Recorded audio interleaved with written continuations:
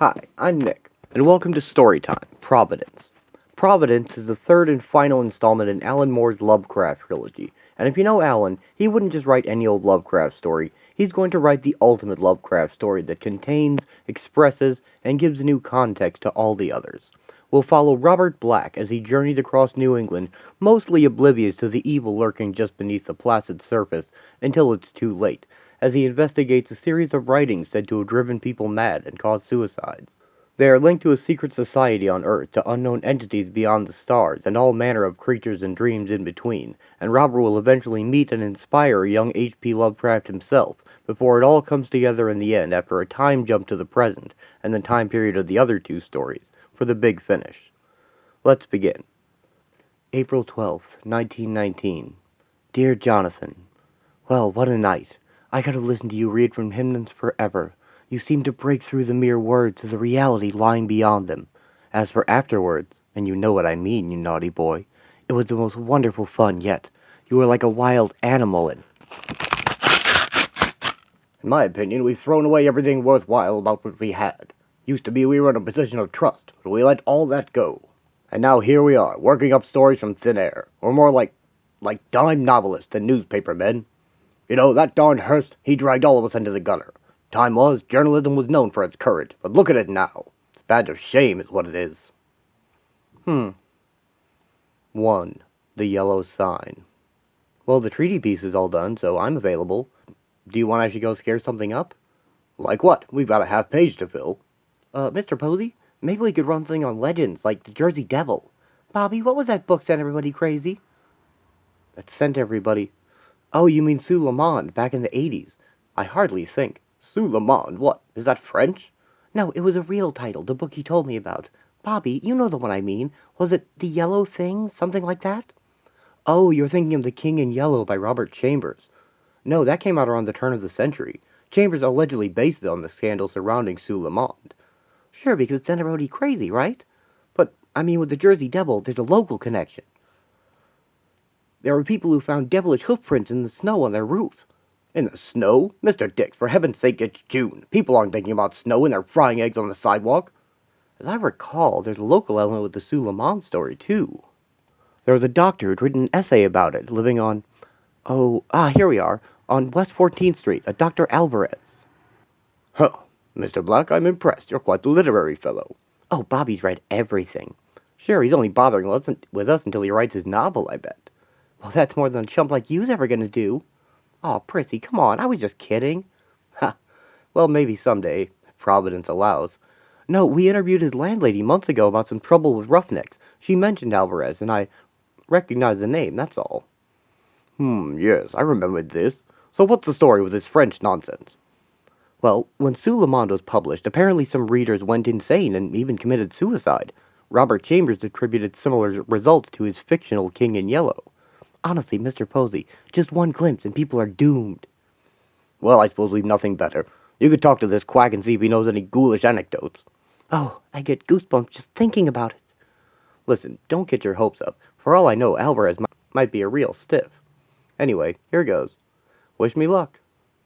Robert visits Dr. Alvarez's house, meeting Mrs. Ortega, the landlady. She informs him that Dr. Alvarez is a great man, but very sick, but he deserves to be in the newspaper. He meets the good doctor, remarking on how cold his rooms are, which the doctor says aids his condition. He asks about Suleiman, which the doctor says is a comedy. Robert realizes he's caught the doctor in a compromising position. He was making love to Mrs. Ortega. The doctor says that love is the only substantial thing, that to not love is to waste one's existence. Even life is a small matter beside it, for love is not interrupted by death, and without it, the world cannot be endured. We see a young man sitting in a room, and a butler playing a phonograph record for him. It's what's known as an exit garden, a suicide booth of a dignified sort, and he has chosen to end his life. The record spins, and time rolls on. Dr. Alvarez says that his interest in Suleiman was in its reference to another text, an Arab alchemical text, the Book of the Wisdom of the Stars, also known as the Kitab. It is written by Khalid bin Yazid in the 8th century. It recorded 4 methods of extending life, ranging from reviving corpses to transplanting souls. He says a copy of the book exists in America, and directs Robert to a Mr. Suidam. He also mentions Chambers' book, The King in Yellow, which in its text predicted a form of the suicide booth New York currently hosts. Dr. Alvarez says the world we know is but the surface of reality, and a deeper, more uncomfortable truth exists beneath the facade of daily life, but it is buried deeply. What would happen were it ever to surface? The attendant checks his watch and looks from another room into the phonograph room. Alvarez concludes by telling Robert the rash of suicides around the books were mostly cooked up by the publishers, coincidences used to sell more books. He also tells Robert we must never discard those we are loved by. Lacking them, we are cursed. The matter? We attend the same charity organization. We exchanged a few words, and I said I knew you. It isn't like he knows anything about me. No, it's fine. I just didn't realize that you and Ephraim Posey, associated with each other. Really, it's fine. I don't want it to be like this. I'm sorry. Because I met your boss? Robert, I love you. Doesn't that mean anything? How can you be so cowardly? You hide your religion. You hide the truth about us. You cover your feelings. It's like you don't have any. You're cold, Robert. You're really cold. Like they're talking about doing? Trust me, Mr. Dix, that'll never happen. It's just a sop they're throwing to these women who want to vote. Even if they pass legislation, it won't be enforced. Darn near every senator I know is on the sauce. In fact, I'd go so far as to say that this time next year, the whole affair will... Ah, Mr. Black, so you're back from the Bowery. I take it you managed to track down that Spanish doctor of yours. Bobby, you've been gone all afternoon. What, were you out with some woman? No, chance would be a fine thing.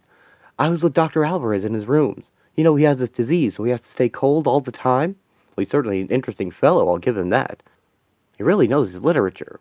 What about that French book you mentioned? Sous le Monde. Yes, he knew plenty, but I'm not sure how much I can use. Maybe concentrating on Alvarez himself would be better. You should see this ammonia cooling system he has. Oh, we needn't worry about that half page anymore. We got a story in and I filled it already. Oh well. Actually, that's a relief. So, what did you use to plug the gap in the end? Some poor sap ended all the exit guard in Bryant Park. Prissy, I can't find that biography file. Well, it's in the right place. You can't be looking properly.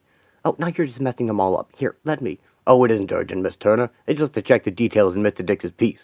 I wouldn't trouble your pretty little head over it. It's funny. Dr. Alvarez, just today, he mentioned the exit gardens. He said Robert Chambers had predicted them in The King in Yellow. It's been so long since I read it, I'd forgotten that. Why don't you just send a request by tube to the main office? Well, it should be right here, under B for Brussels. Brussels, you dummy. His name was Russell. Good gosh, that's right. I'd forgotten. You'd met him too, Mr. Black, didn't I hear? Jonathan Russell, the successful young lawyer fella. I thought I remembered him saying he knew you. Oh yeah, you're right. Here it is, under R. Maybe if they bring in Prohibition, your memory will get better. I know him a little, sure. What beats me is why a get-ahead young character like Russell should choose to take that way out. He was doing well. He didn't have woman problems, by all accounts. He was getting known around town. Prissy, that's mean. I drink a little. Who doesn't? Freddie Dix, you think people don't see that little hip flask of yours? Well, they do. If you gals get the boat, I swear I'm leaving the country. I suppose we might dig around. You might find some motive. How about you, Mr. Black? Any ideas why Russell should kill himself? I know that he'd read Sous le Monde. I knew it! Didn't I say? It's just like in the yellow thing. Boy, what a godsend. I can work that right into the copy I did. Well, looks like there is someone watching out for us after all. Even in a town like this, there's sometimes great mercy. Alan Moore is nothing if not prolific. This book has added value in the form of Robert's diary entries in his commonplace book. There's up to 20 pages of written text, sometimes detailing the events of the issue from Robert's point of view, and including his rationalizations of odd occurrences, as he remains oblivious of any danger he's in until he's in far too deep, in true Lovecraft fashion.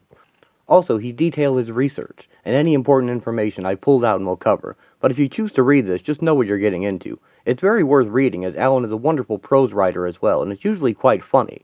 I'll just perform this first part as it's crucial to the plot. Note that Robert lies to himself and the world, even in his diary. His pretense that Lily is a woman is to hide his homosexuality, and will be repeated as a pattern throughout. But Lily is Jonathan Russell. Or rather, was June 5th, 1919. I don't know how to. I never thought that this. Today my lover took their own life at the exit garden down at Bryant Park because I'd ended our affair. It's taken me 2 hours to write that sentence. And what now? Well, now I'm drunk. I can't believe the day I've just had. I can't believe that Lily's gone. Of course, I can't go to the funeral. The way I feel, I don't know if I can even keep working at the Herald anymore. All this is thundering around inside me now, and 2 floors down, outside my open window on the street below Times Square, is full of squeals and streetcars, as if nothing's happened. And it's not just Lily. I met somebody today, a doctor, living down on West 14th. He's the same Dr. Alvarez who wrote the critique of Guillaume's Sous de Monde that Lily introduced me to. Alvarez has some kind of medical complaint, which means he has to keep the temperature near freezing, but the things he said about life and love and a whole hidden America made up of people's secret lives, and I'm damned if that's not the truest thing I've ever heard. It's true for me, and it was true for Lily. Oh, God, Lily's dead. I'm never going to stroke that hair again. I'm never going to cup that chin. This doesn't make any sense. I keep crying. I'll try again. I'll try again soon. It's an hour since I penned the above, and I think that I'm feeling slightly better, or, if not exactly better, that I'm at least have myself under some puny measure of control. What I should do, I realize, is to put this all down in some sort of order, if I'm ever to make sense of it. The first thing is this book itself, which Lily gave me as a present a few weeks ago after I'd been delivering my usual speech about how one day I was going to quit my job and try my hand at being a real writer. Naturally, I didn't have the first idea what it was for, but then I had it patiently explained to me that this was something called a commonplace book, that a great many serious writers kept them, even towering eminences like the great Jack London. It's apparently a volume in which one can jot down fragments or ideas, like characters' names or dreams, or lines of dialogue one may have overheard that might be useful in some future. So much of this is made of books. This commonplace book Lily got from me, the Arab work, the myths and rumors around Guillaume's Sous de Monde that Alvarez assumed me were inventions of the publisher, The King in Yellow, with its premonitions of a war between America and Germany, concluded some time before 1920. And of course, in the same story, Chambers talks about his lethal chambers being raised in New York's public parks. I've been writing all this so I don't have to think about Lily, but that was all books as well, the reason we were both attracted to each other. Oh, God, I've just thought this moment, all those visits to the library we made together, and we'd walk back through the park there, by that little stream they put in that's fed from the old reservoir, before the library was there. Our lives, the world, it's all just lies. It's all just a story that we're making up until a more compelling story comes along. My Lily's dead because I am a coward and because I keep pretending I'm not any kind of writer. Enough. Enough of this. I'm going to bed, to sleep. I never want to dream again. Sudden, Bobby? Is this because of that man? The one who killed himself? Him? Oh, no. No, I hardly knew him. No, this is just something I have to get out of my system. I'll be back in a week, Prissy, I promise. I'm sure my best girl can handle things until then. So understanding, Mr. Posey. I'm following up something Dr. Alvarez said about an importer living in Flatbush. Huh. No doubt connected with that book you've been threatening to write. Well, good luck, Mr. Black, and don't be gone too long. Incidentally, the Herald has a police contact in Brooklyn, a Detective Malone. Well, good day to you now. I'm thinking you'll be Mr. Black of the Herald who writes such an eloquent letter. I'm Tom Malone. To the Hook. Robert is quite taken with the attractive young policeman, who has also read the books Robert is researching. Tom takes him by Mr. Sweetham's church on the way to a coffee shop, which they will stake out in order to follow him home. He gives speeches about dreams and the unconscious in the basement, as well as it serving as a dance hall now.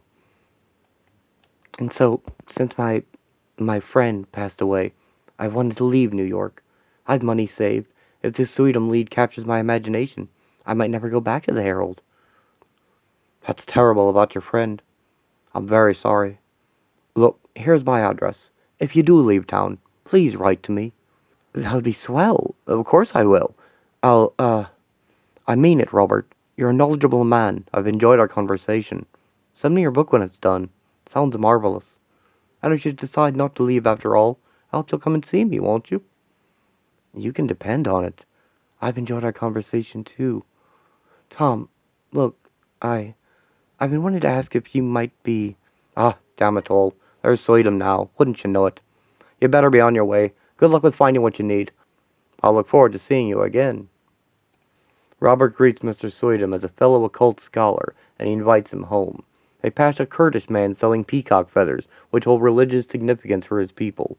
Robert says he is seeking the Kitab, the Arab book of the wisdom of the stars, with which Sweden has had some experience. He warns Robert of a gas leak in the basement. Sweden tells Robert he belongs to a society of knowledge seekers, interested in a hidden world beneath this one, a world of dreams and the unconscious. The book's author, Khalid ibn Yazid, was the son of a ruler who introduced coins and gunpowder to the Arab world, called a genius and a heretic, and was dismembered in a windstorm in the 8th century, or torn apart by invisible djinns, if you believe the tales. Soyum explains the 4 methods of prolonging life, one concerning diet, one temperature, another the transfer of souls, and finally the reviving of a cadaver. He tells Robert of his society, the Stella Sapiente, and directs him to Salem to meet a fellow scholar.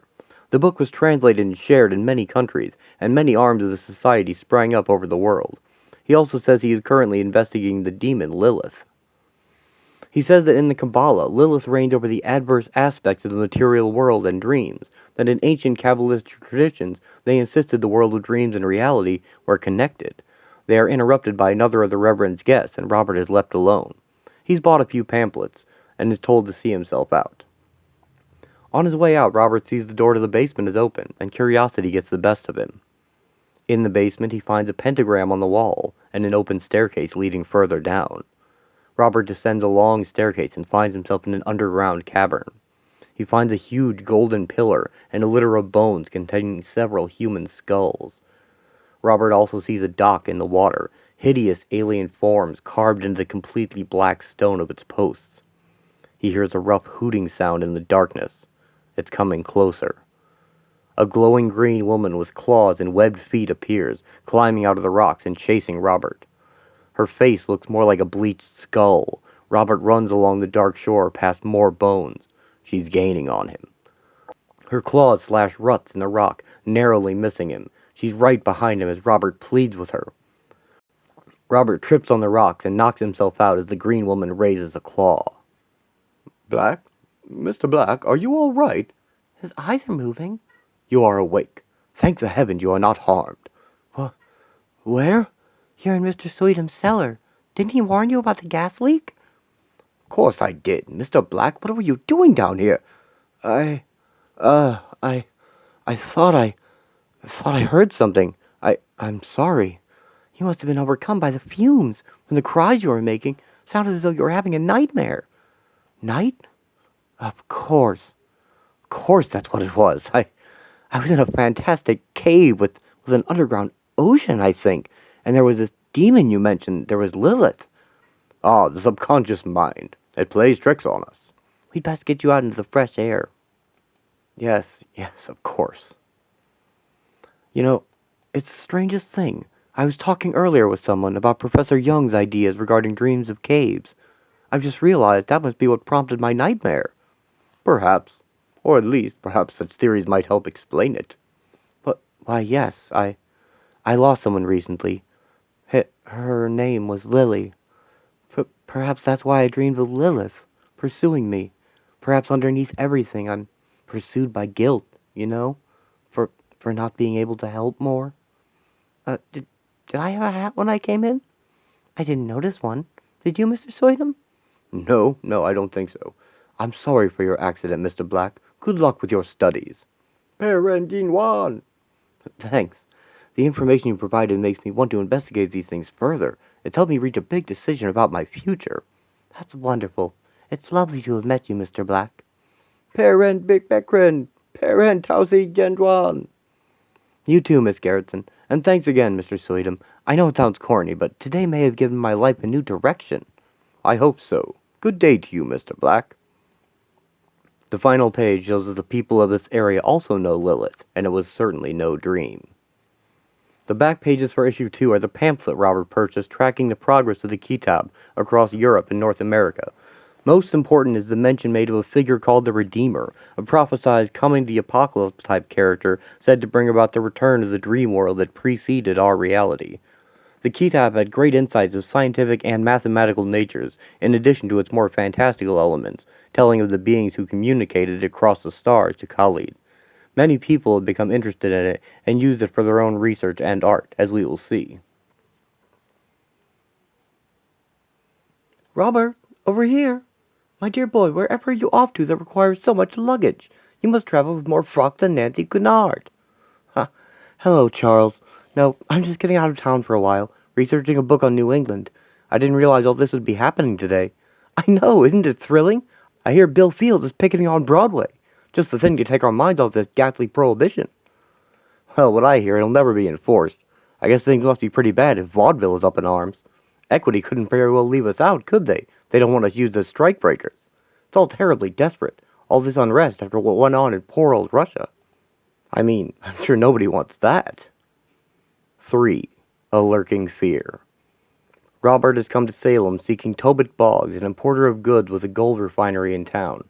The odd-looking man running the inn says to seek him at the refinery when showing Robert his room. On the way, Robert passes St. Jude's, an odd church that promises to make fishes of men, not fishermen. Surely just a typo. Their pamphlet is full of them. Robert finds Tobit overlooking his latest haul with his men, who are impressed. They appear to be human souls trapped in tiny jars by some dark magic, as well as a book showing a ritual sacrifice, but Robert doesn't get a good look before the quietly talking jars are covered. Tobit is pleased to see him, as Mr. Sweetham sent a letter saying he might visit. One of Tobit's friends remarks that he likes the way Robert smells, and in a rather cannibal sense, but Tobit ushers them out. Robert sees a strange golden helmet on a shelf with a fin on top. Tobit tells Robert that the Stella Sapiente is still going today, mentioning a split in the order in 1912 and drawing down the stone in 1882. But it's been a long time since he was welcome among them. He did have the Book of Holly, as he calls the Kitab, translated into English, and sets Robert on its path. At Tobit's home, Robert meets an odd-looking woman who barely manages to speak English. While he's here, Tobit offers to show Robert the old smuggling tunnels under town. Now we realize these are the same tunnels Agent Pereira's will later take with the Dagon cultists in Neonomicon, the walls covered in crude drawings of obscene acts, mostly sexual and violent. Tobit mentions that they mostly had females come through here to marry men. Breeding didn't work the other way. Robert is taken aback, as this place seems like it could be connected to the subterranean waterway he saw during the gas leak. But none of that was real, right? He has to be taken above, and he soon is. Robert? Yeah? I wish we didn't live so far underground. What if there's a gas leak? I can smell it in my hair. Maybe I should try wearing it down. Don't you dare! The people in my office mustn't know that we end up together in the showers. They'd peacock feather me in tarry wisdom. Oh, Bobby, you're a camp. They wouldn't dream of it. Everybody knows about you and me. And don't worry, I've got my own prick now. The president wants all his women to have one. See? Gee, Prissy, that's really big. It's like an oar. Wait here, I'll go and find that gas leak. Well, make sure you're back before we pull into Massachusetts, or I'll be lonely like when I killed myself. You made me love you, Robert. I didn't want to do it. Prissy, I like seafood, but I can't abide fish. We're through. I think that leak is coming from somewhere along here. Excuse me. Sorry, can I just get through here? I'm not crossing the picket. It's just there's this gas leak. Yeah, they think it's leaking from the future. Can't be fixed until this cattle train arrives there. Even gas is coming out on strike. The whole country could be blown to Russia. It'll never be enforced. We're letting our dreams get on top of us. Listen, I think I was looking for someplace to take a leak. Well, there's a sunken exit garden on the platform there. We go around Collins Cove and back down Derby Street, so you'll have time. Massachusetts and New Hampshire, all aboard. Hey, wait. This is one of those gas chambers, like in Bryant Park. I didn't mean to. Oh, no. Oh, Lily. Now I'm never going to see you again. Please, don't leave.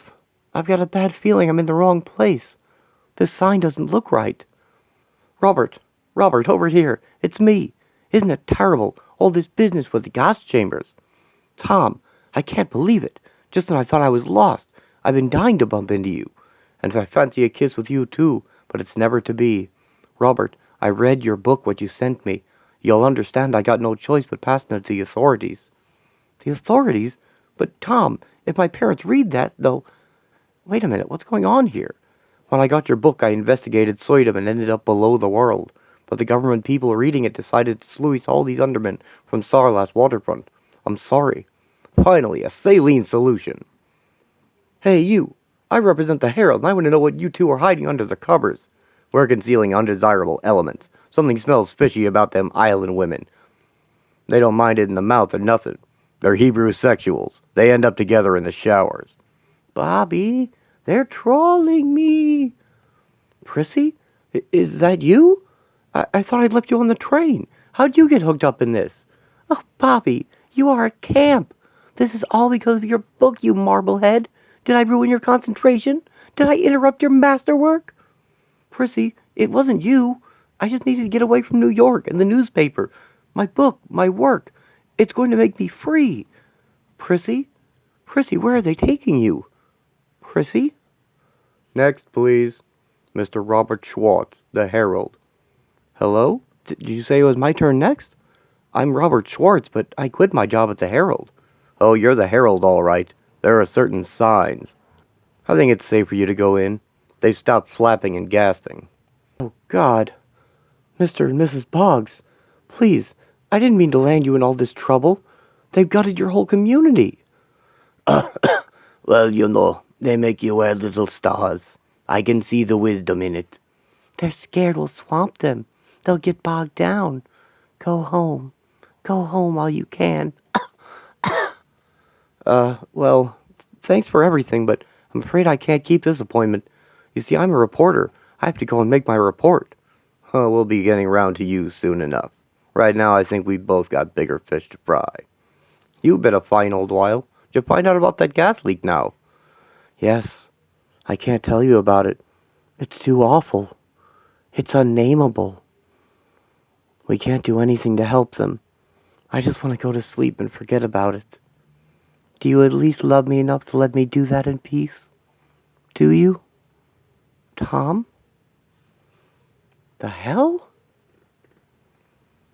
The next day, Robert takes the bus to Athol. The odd-looking driver says if he's lucky, he might even see the shoaling out on Misery Island.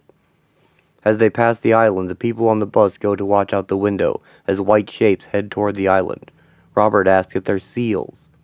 Everyone turns and looks at him, and he apologizes, saying he's never been here before, and they tell him yes, those are seals. A child encourages his grandpa as the bus rolls by. Dagon is a cult dedicated to making humans into fish people and worshipping a fish god, and part of the process involves corpses reborn as a new life form, the shapes we just saw. Here is a newsletter from the Church of St. Jude. It makes many references to the fish people's odd biology and life cycle, and speaks mostly in terms fish people would relate to. Everyone in town is family, and share the same look.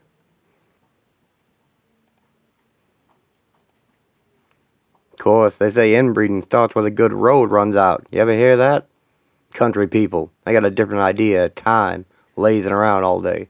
They don't see things how we do, or behave by decent standards. Ask me, living out in the wild like that, most of them are no better than N-words. Is that singe good enough? You want a little more? No, that's fine how it is. 4.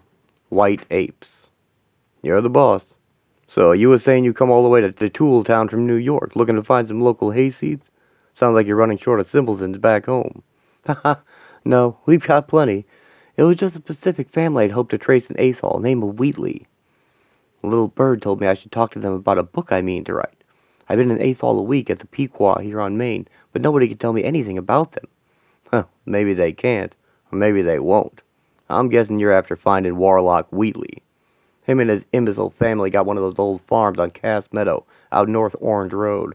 To be truthful, they're poor as dirt. Nobody around here thinks much of them. How's that looking to you? Looks good.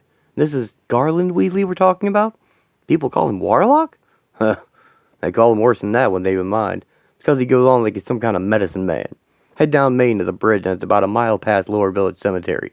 Waste of time, of course. That's your business. Incidentally, the haircut will cost you a quarter.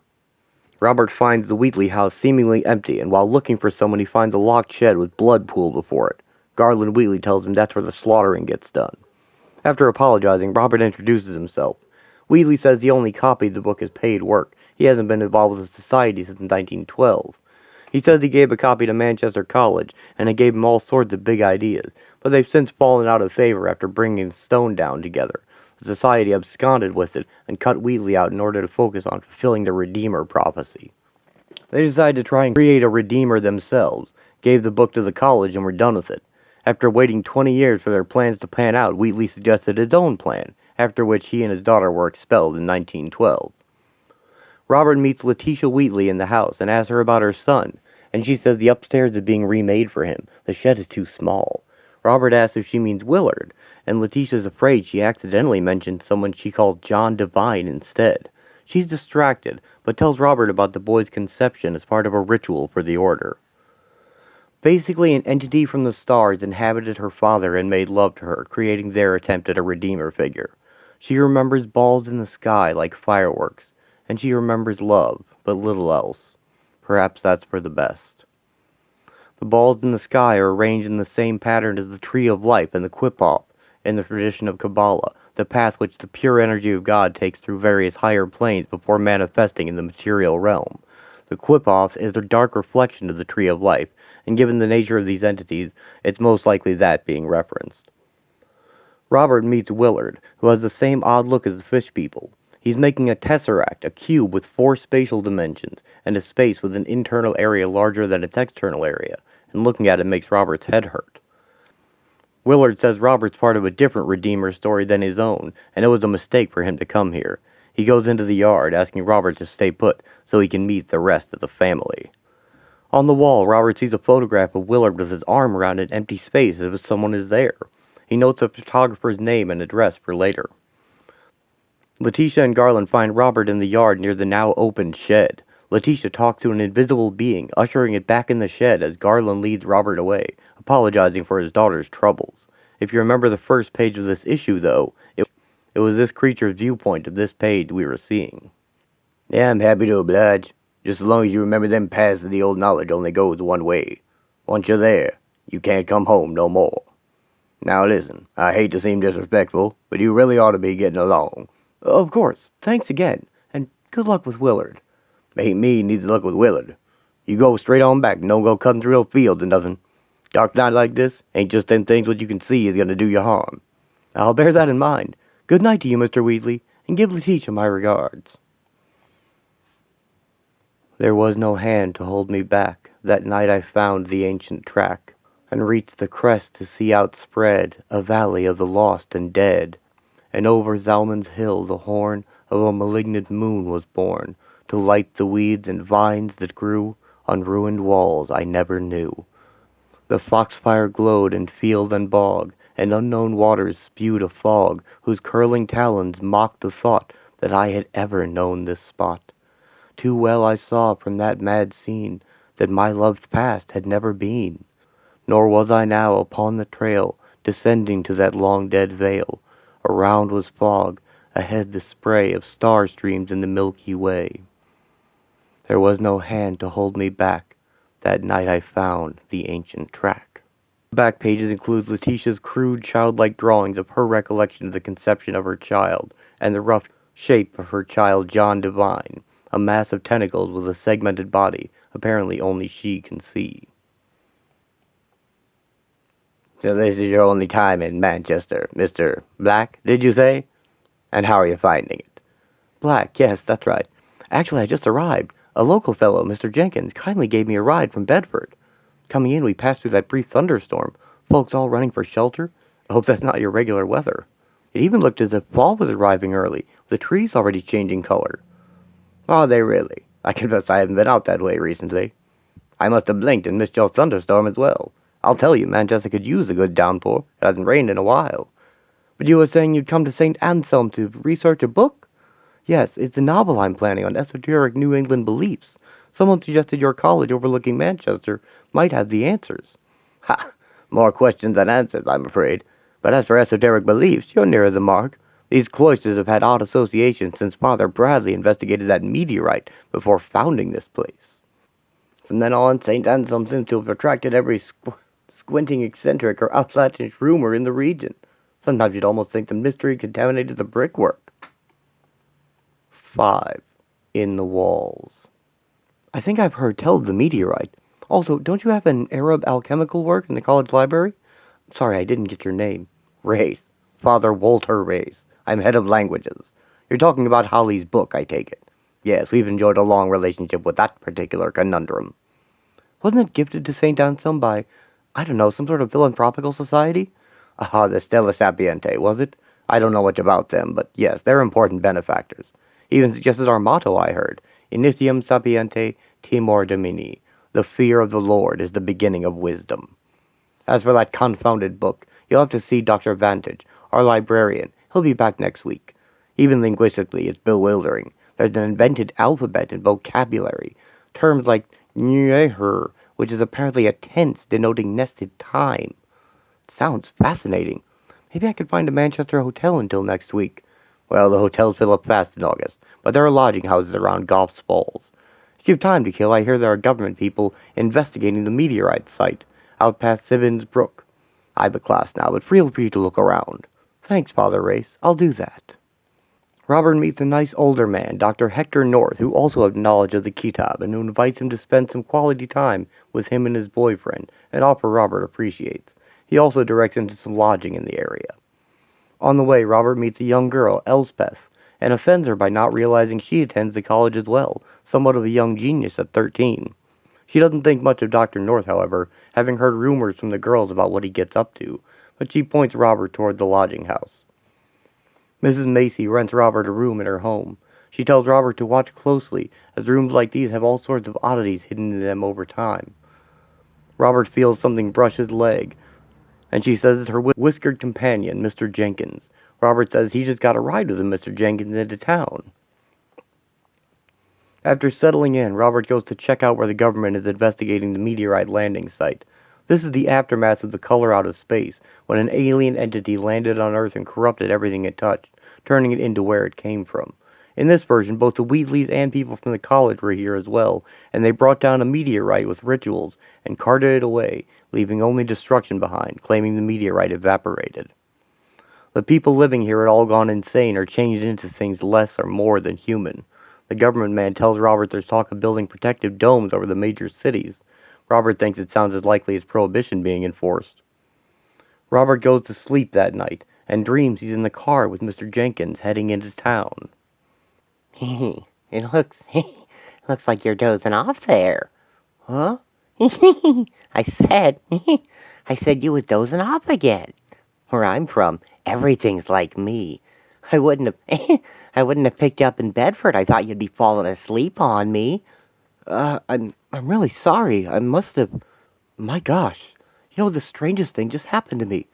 I just dreamed that we'd already arrived in Manchester. I'd found lodgings. I'd visited the blighted farm.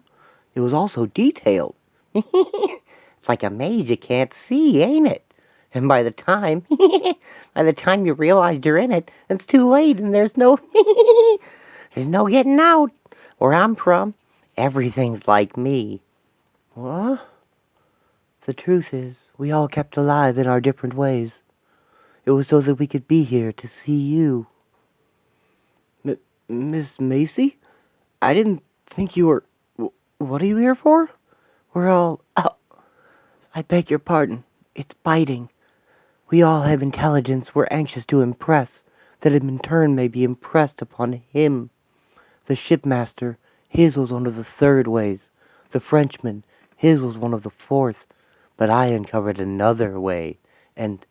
Oh, have you brought the milk up? Is that what you've done? Oh, God. Oh, God. This is real. This isn't... Oh, God. I'm getting out. I'm getting out of here. My continuance was not a matter of ice, nor the particular meat. It did not involve salts or fluids. The animal and myself have found succor in certain protractions. We're all cornered different. In those parts foreign to Euclid do we reside, of where the animal is thought to be indigenous. Such true imps are not commonly acquired. They are drawn to cunning, and cunning is scarce in these accounts. Well, look, I don't want to know. I don't want to know about this. Oh, God! In our narratives we may signify without constraint. Thus do I present as a type and a convention to my religion, that my truer nature goes misunderstood. I have to go. I have to go.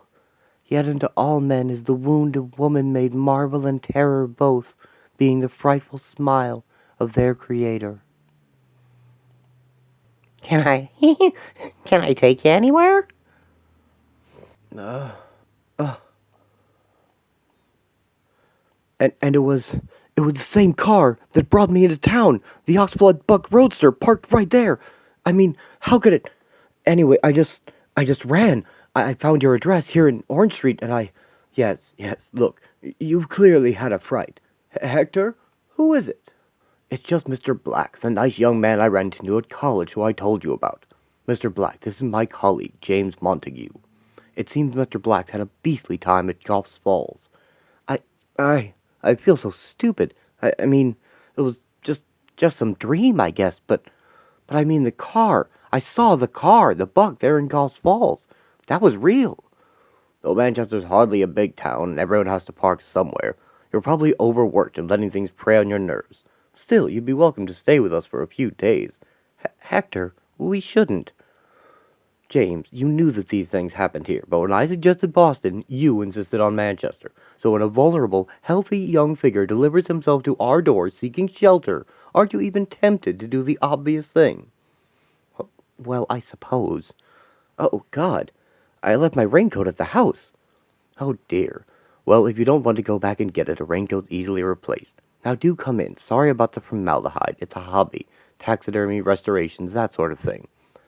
I'm just really grateful to both of you for taking me in. I don't understand if you were cautious. I mean, for all you know, I could be some dangerous maniac seeing you only met me this morning. This morning?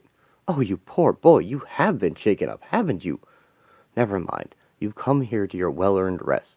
We'll soon put some color back in your cheeks and have you feeling animated again. By the time you're back in New York, you'll be raising the roof in Greenwich Village and carousing fit to wake, whoever. Anyway, can I get you a drink? Please, let's all make ourselves comfortable. Robert's diary entries are beginning to have ideas inspired by his travels, such as non-Euclidean geometry and strangely shaped entities. He puts them all in the book, with his record of what he's experienced. Whereby the Redeemer shall know him, for black is the messenger, and black is his path. A scribe is he, like to the thought of ancient time, and he has strange instruments of glass and metal. He has come from out of a country distant and remote in time, where sparks fly everywhere about, and silvered visions of... While he's asleep? You aren't always such a little old lady. Hector, I forbid it. You indulge yourself with these men. They end up following us around. Oh, don't start digging up old grievances. James, this is a perfect opportunity, and by tomorrow it'll be too late. Nobody knows he's here. We can't be sure. Somebody might have seen you talking to him at the college.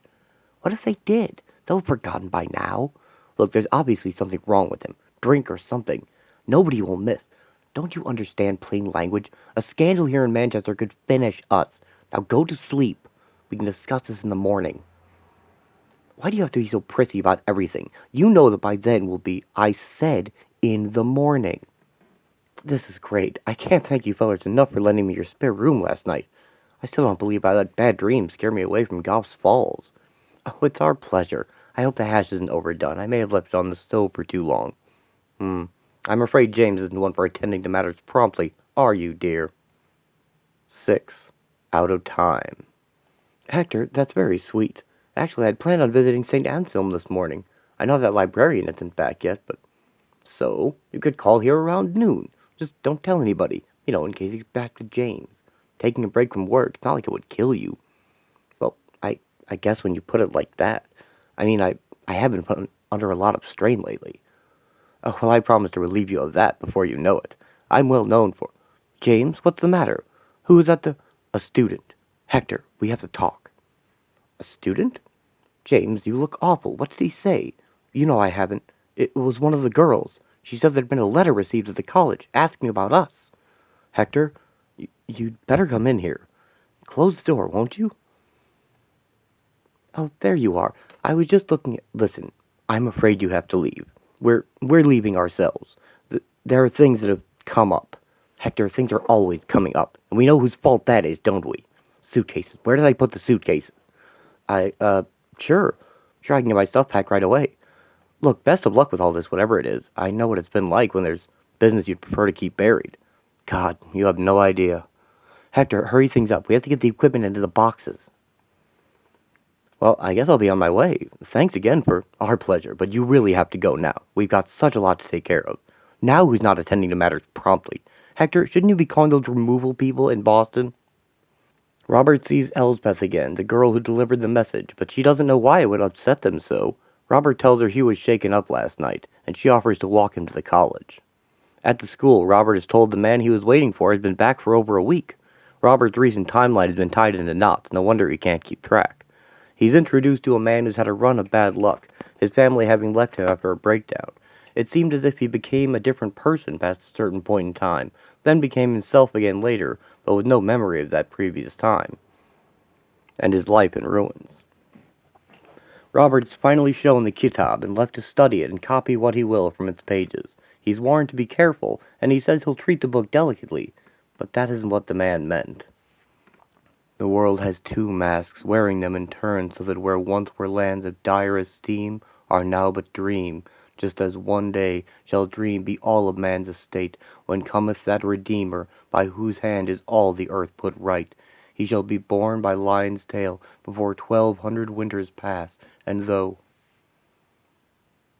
Kitab al-Hikmah al-Najimah, it means Book of the Wisdom of the Stars. The order's founder, Frenchman Etienne Roulet, arrived in Greenwich, Rhode Island in 1686, bringing Khalid's book with him. That would be Mr. Holly's book. I recollect I had old Garland Wheatley from out Athol Way write that in fair from me. See, the society belonged to gave St. Anselm College in Manchester a copy of the book around 1890. That was when they was having all their big ideas. They that are vanquishers of nearly any, the territories of all eternity, their wise traditions tell of 4 means of the capacity to much protract the lifespan of a man, so they might be numbered with the old ones of his tribe. The first is food, for that which hungers for its own kind is not swift to decline. But I mean, to me, it was like it was yesterday. Ha, well, they say time flies as we get older. Enjoy the rest of your New England travels, Mr. Black, and I hope your research has come to a satisfying close. During his study, Robert cannot shake the thought of the man who wrote it, and his untimely end, torn apart by a whirlwind or invisible djinns. Madness and death seep from between every line. He copies the Aklo letters and much of the theories and practices set forth. Robert says it felt like he's known the book before somehow. The professor says he'd been awaiting a visit since his arrival 2 or 3 weeks ago, but to Robert, that was yesterday. Elspeth greets him again and invites him to her home to rest. And so after my friend died, I wanted to leave New York, and researching this book seemed the best way. Now, though, it's like I'm having a nervous breakdown. Maybe I should quit. I mean, losing 3 weeks? How is that possible? You're just confused, but you won't quit. That's not what happens. No, I guess you're right. My job at the Herald's gone. My room's gone. I should carry on to Boston. Find this photographer, Pittman. You know, it's funny. I'm here investigating this Stella Sapienti order. Dr. Wade said your late father was involved. Well, Manchester's just a little town. It sure is. Everybody knows everybody. But for saying it's small, it seems to be right in the middle of the story I'm tracking down. I keep thinking about meeting you on the bridge. I'm sure that was yesterday. Well, you know, Professor Einstein says we can't be sure about time anymore. Is that what he says? Got to admit, I never really understood what he was talking about. You know, maybe I'm not the great intellectual writer I thought I was. I mean, look at me, needing advice from a 13-year-old girl. You're so much smarter than I am. And it's not just Einstein. Ever since I came to New England, I've been out of my depth with, Elspeth? What are you doing? You can see what she's doing. She's taking her clothes off so you can have intercourse with her. What? No. No, Elspeth, I don't know what this is, but I didn't come here to... No, I have to go now. This isn't right. Oh, but certainly it is. This will be an important lesson for you. No! God, what is it with this place? Is everybody crazy for sex or something? I've got to go. I've got to get out now. Oh, no. It's too late for that.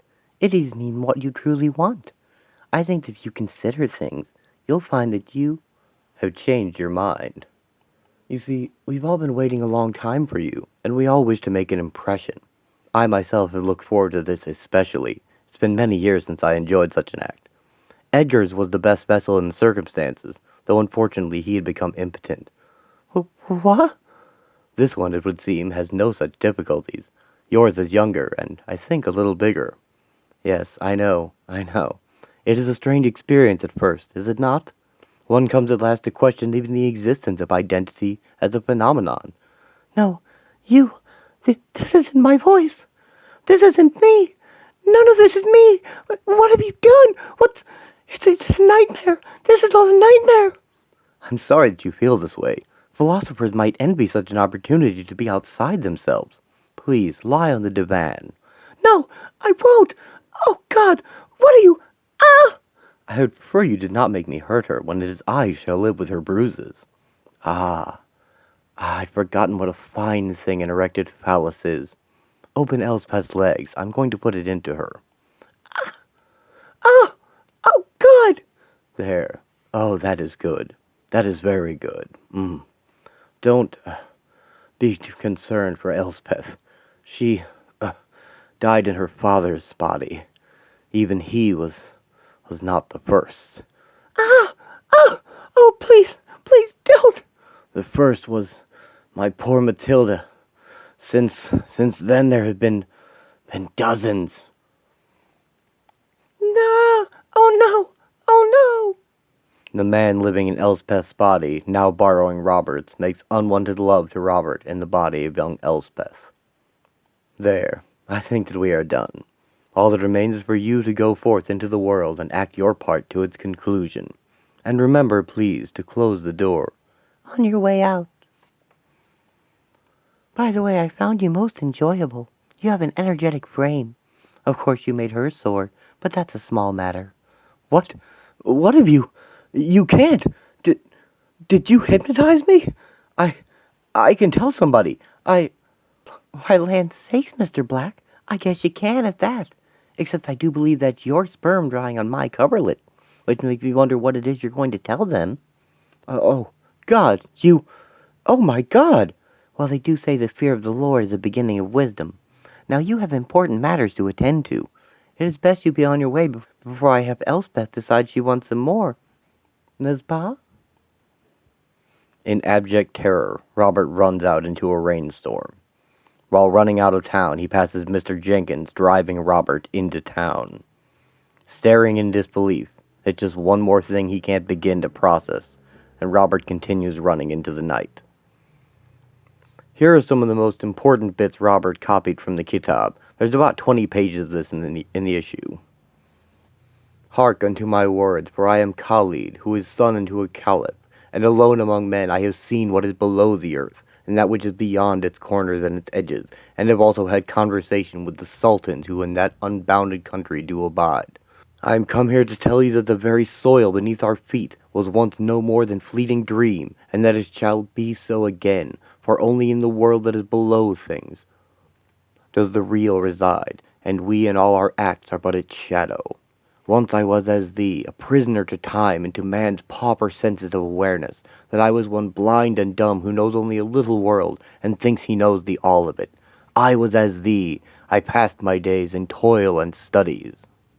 Then, when I had grown old, and thought that all my writings and scholarship were done with, there came to me in a dream more real than any other of its kind, nay, more real than my shadow of a life itself, so that I was filled past my brim with an outrageous knowledge that my notion of the world could not contain. In slumber, it was as though I were walking on the sphere of an outlandish lake that was made of stormy clouds and vapors, that that had something of the luminous above about them. Marveling, mine eyes were cast up to the heavens, where I saw that there was not one sun alone, but that it had a brother, of diminished and more sickly countenance. Then it was though as I heard a voice say, "Now as before," and by this understood that what I saw was yet to come. Thereafter it was shewn to me the stars of the night sky that make the sign we call the bull, so that I was made sure of the far place from where my dream had flown to me. And next I was transported to another place entire, where there were built great things of leaning stone, more wonderful than mosques or palaces, and raised up by a different art, so that the measuring them could not be done with all of man's rods and instruments. Here there were men made in foreign ways, so they did not seem like men at all, but more like unto things that grow on stones beneath the ocean, though monstrous big, and with a great air of intelligence and purpose, and their heads were stars. By means of subtle gesturing and some pathetic bond that was between us, I became instructed in the manufacture of a certain mirror, little bigger than a man's palm, and to be constructed from the black glass the volcanoes make from sand. This was to be my means of conversation with them, with the men whose heads were stars from that night, as though it were a speaking tube, or else a telescope whereby I might most see and hear from my distant friends with their remarkable instructions. They just shoved me off the bus here. They shoved me off and they drove on. I don't know where I am. Am I in America? No, lad, you're not. You're in Boston. Boston? I thought I was imagining all this. My mind, it's been playing tricks on me. I doubt you've got more of a screw loose than Governor Coolidge. What is it that got you so rattled, you don't mind me asking? I think I might have gone crazy. I think I might have raped a young girl. Well, you wouldn't be the first. 7. The picture. Although that said, I tackled a few rapists and lunatics myself, and you don't act the type. You seem more shell-shocked like the fellows were abroad. Whatever's brought you to Boston on such a grand old night? I'm looking for someone in the North End. What's going on? Sure, nothing a blind man couldn't see coming a mile away. Us flatties wanted decent pay, but with the Red Scare they refused. Said we were Bolsheviks. Now we're on strike. You'll never reach North End on your own. I'd best walk you there. I can't believe this is happening. I mean, with no police? Is this what the country's like?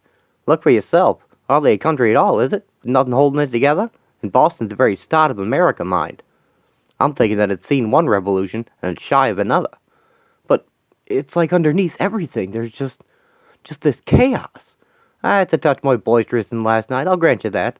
Though if it's chaos that you want, you should have come last January when we had the old molasses tank explode. Molasses? I don't understand. It's used for making the industrial alcohol. It might be that the purity distillers up in North End were increasing their production under fear of prohibition. Anyway, we had a 2 million-gallon vat of it blow up. By God, was that a sight. The rivets on the tank shot out like bullets, and with a 15-feet wave of molasses rushing down Commercial Street. 3 foot deep in it they were. Horses, men, women, and children, drowning in it, struggling like so many flies on sticky paper. We worked double shifts, paid less than streetcar conductors. We were still cleaning it up in May when we had the Let's protest. They were coming at us with ice picks. Captain had a heart attack and died right in the middle of it. Yet rather than give us a raise, Governor Coolidge and Mr. Curtis a commissioner would sooner we had this. I'm sorry. I'm not really taking all this in. I've not heard of any Coolidge. You will, the way he's handling things. Sure, didn't Mr. Wilson just mention it recently? You wait, he'll put this murder and misery to the good of his career. The man's a ghoul, if you want my opinion. Robert is shown to the photographer's house, and Mr. Pittman shows him in. Robert is stammering about Elspeth Wade, and Pittman says he knows the family, and can see Robert has been traumatized. Robert falls asleep right away, leaving the policeman to see some of Pittman's works. He's painting the image Johnny Carcosa has on his wall in the courtyard, which is noticed by Aldo Sachs of the Boston subway tragedy. Pittman tells the policeman his work is an interpretation. People were killed by a gas explosion, and he's depicted them as being eaten by monsters. The next morning, Robert tries to relate what happened to him in Manchester with Elspeth, but Pittman says those people can interfere with people's minds, that what they want is to exchange dreams and reality. Robert is gladdened to hear it was only an illusion. Pittman shows him a photo of the Stella Sapiente, and says that the way they see things, you can enter the world of dreams while still conscious. It's a technique somewhat like Carl Jung's descent into the unconscious, but literal and physical instead of only mental. Pittman uses it for painting, saying art and the occult have been connected since the days of cave paintings, as surrealists and their ilk tried to depict things more real than reality. Pittman tries to express the reality that underlies the world we know in his paintings, showing Robert furry creatures eating people. Robert sees it as representing class warfare. Pittman offers to show him his technique. I see what you mean about the cold. I guess this links up with those tunnels you told me about. It's hard to believe that by coming down here I'm entering a different state of awareness. Well, you are. Doesn't matter whether you believe it. You'd, said you'd seen that book of theirs, St. Anselm. Mentions the Redeemer. Sure, he's the fellow who's meant to make all the earth put right, isn't that it? I figure he's a messiah figure who they figure will bring about the kingdom of heaven. I, suppose so. It's, not really what you'd call heaven. It's the world of dreams that's been, suppressed by our reality. They want to restore it. Then you're saying they believe they can change human psychology with our unconscious minds dominating our rational selves? That's one way of looking at it. Like I say, they interpret it more literally. You see, in remote or buried spaces without anyone to bear witness, well, the idea that different things can happen, different things can exist. Well, I guess so. If by descending physically we've entered some hypnotic dream condition, are you saying that down here we can experience things from dreams as real in some way? It's real in every way. You're a journalist. You could even interview one of them if you wanted. Why don't you sit on this box over here? If you say so. Is that the entrance to the tunnel over there? Sure is big. It has to be. Most of the cellars in the north end have entrances, though usually smaller ones. You sit facing away from the tunnel mouth. That'd be best. I'll go and get things ready. What, for this mesmerism demonstration or whatever it is? If that's how you want to prefer to view it, then yes. Please remember, I'm not trying to startle you. I just think that you should be given a chance to understand. And whatever else you do, please remember not to look around. I'll be back presently. There, that's good. You sit there. Like this, yes? Sit like this. Robert, this is King George. You can ask him anything. King George, this is Robert. This is Robert here to talk to you, that's all. Yes, I like Robert. Robert has pretty hair. It is red ones I like best.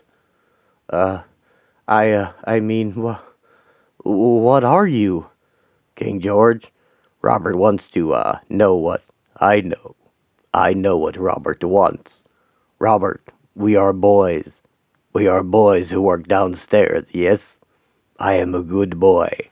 I am a good boy who works hard. Do you work hard, Robert? Well, yes. Yes, I do. I work hard. King George, where do you come from? From between mother's legs, yes? Yes, that is funny. But do not be funny. We are downstairs from world, upstairs from dream. We are halfway in middle. I see. And how many boys like you are there? Oh, many. Many good boys. More than 5. This is under Boston only. Yes, in whole world is many, many more. Is as many as more than 5. But in Boston we are happy. Are you happy in Boston, Robert?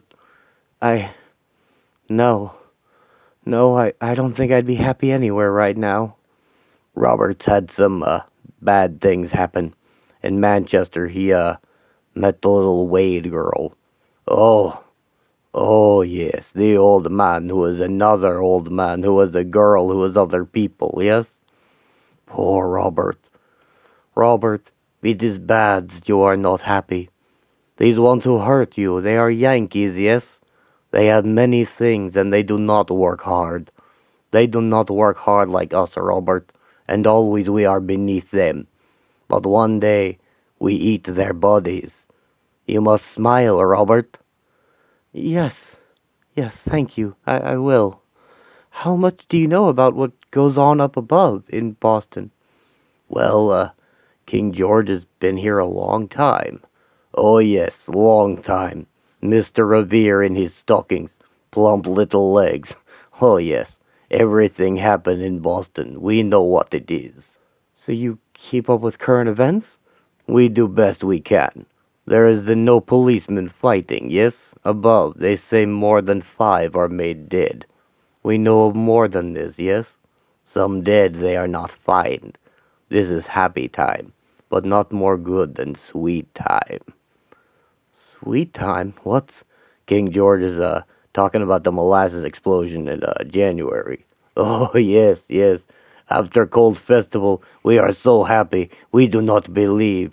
Many, they are dead. Some the face, they do not know where it is covered in sweetness. Everywhere there is candy. Then you really eat dead people? Isn't that cannibalism? No, no, Robert, you are wrong. If I eat my brother George Washington, that is bad. Eating upstairs dead, that is work. And also, we do not see that you are use them for anything. We say, upstairs people do not mind. But, I mean, if they knew about you, why do you trust Mr. Pittman not to reveal you? Why are you trusting me? You are good boys. Ronnie, he is to us like our family, yes? And you, Robert, you do your work, and then you are gone. Our worry is for you. For me? What? So this is my unconscious, voicing buried anxieties? Yes, it's, King George, where are you going? I thought we'd agreed. No, no, Ronnie, you are not the boss. You are only little boy. I like to talk to Robert, and I like to smell him. You don't really need to.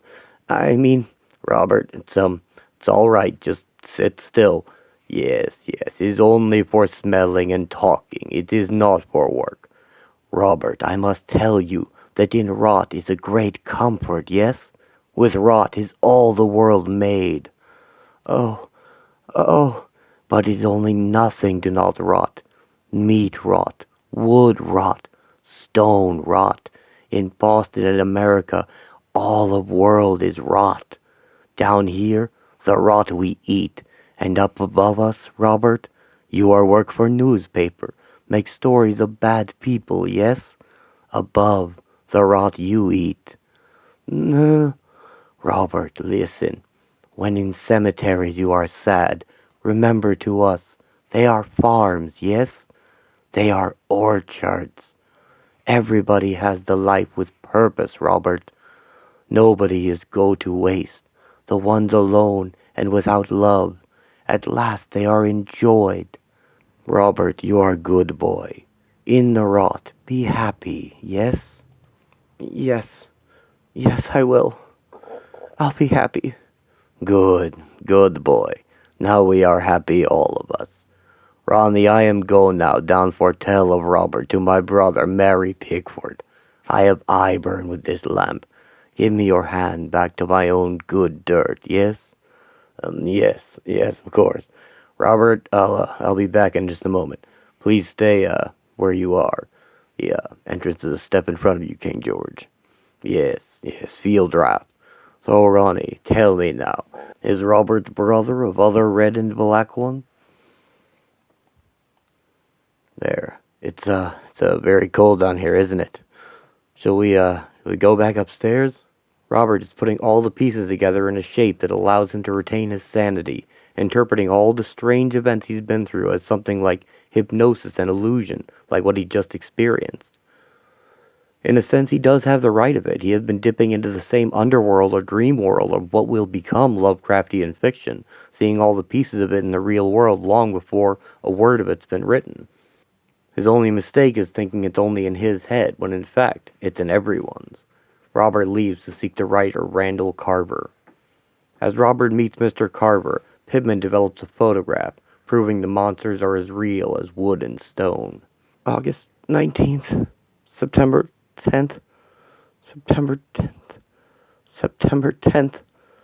I'm on a bus. A bus stopped for me. It's going to Boston. In Manchester. It's been 3 weeks, not just a night. I saw myself in the car. It was, what have I done? Please, please, please tell me I haven't. I am Robert Black. I'm not anybody else. I am Robert Black. I am a grown-up. I am a man. I am Robert Black. I am a man who is going to Boston. It is Wednesday, September 10th. I am Robert Black. I am not the sort of man who would... September 11th. I'm in Boston, at the Heckran Street home and studio of Mr. Ronald Underwood Pittman, where I stayed last night. Last night was Wednesday, the 10th of September. Today's Thursday, the 11th. So that's good. When I was in Manchester, something happened to me when... The dates of the entries have a big gap because... This isn't any good. I'm still having these panics, and I still don't know what happened to me, to my mind. I think I need to sleep and not write anything until I've taken all of this in. Oh, God. September 16th. Today is Tuesday. I'm still staying with Ronnie Pittman, who seems to be a very kind man.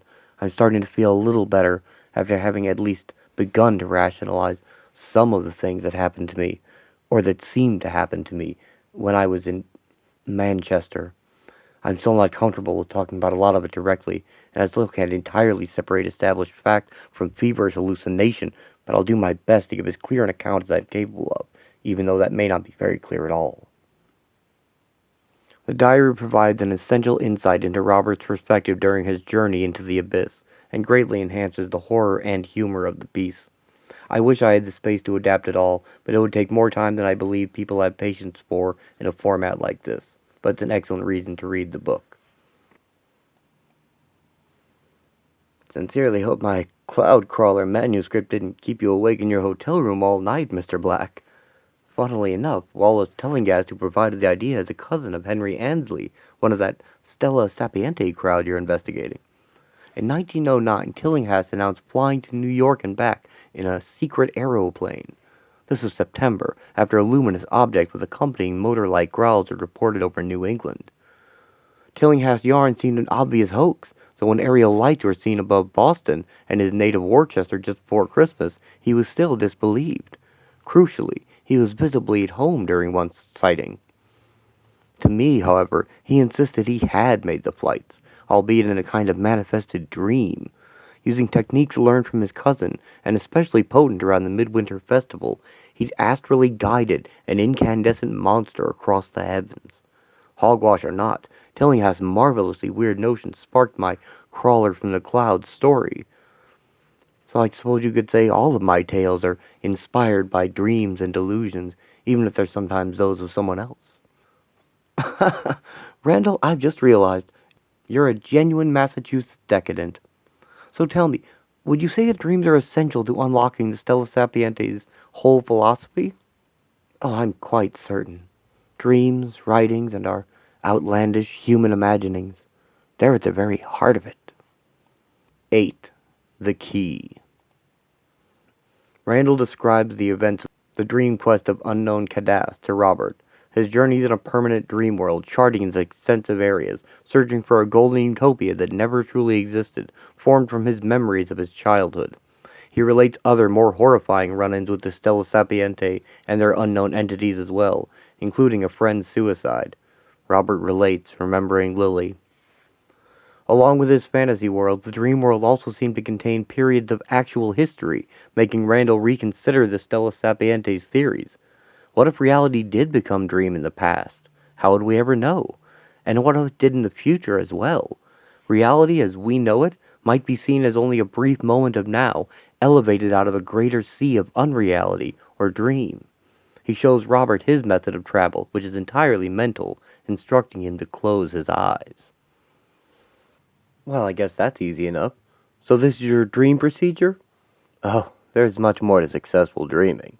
Rigorously keeping dream journals, for instance, trains us to remember more of our nightly perambulations. The 700 steps are simply a means of inducing the lucid dream state where we are fully conscious despite being asleep.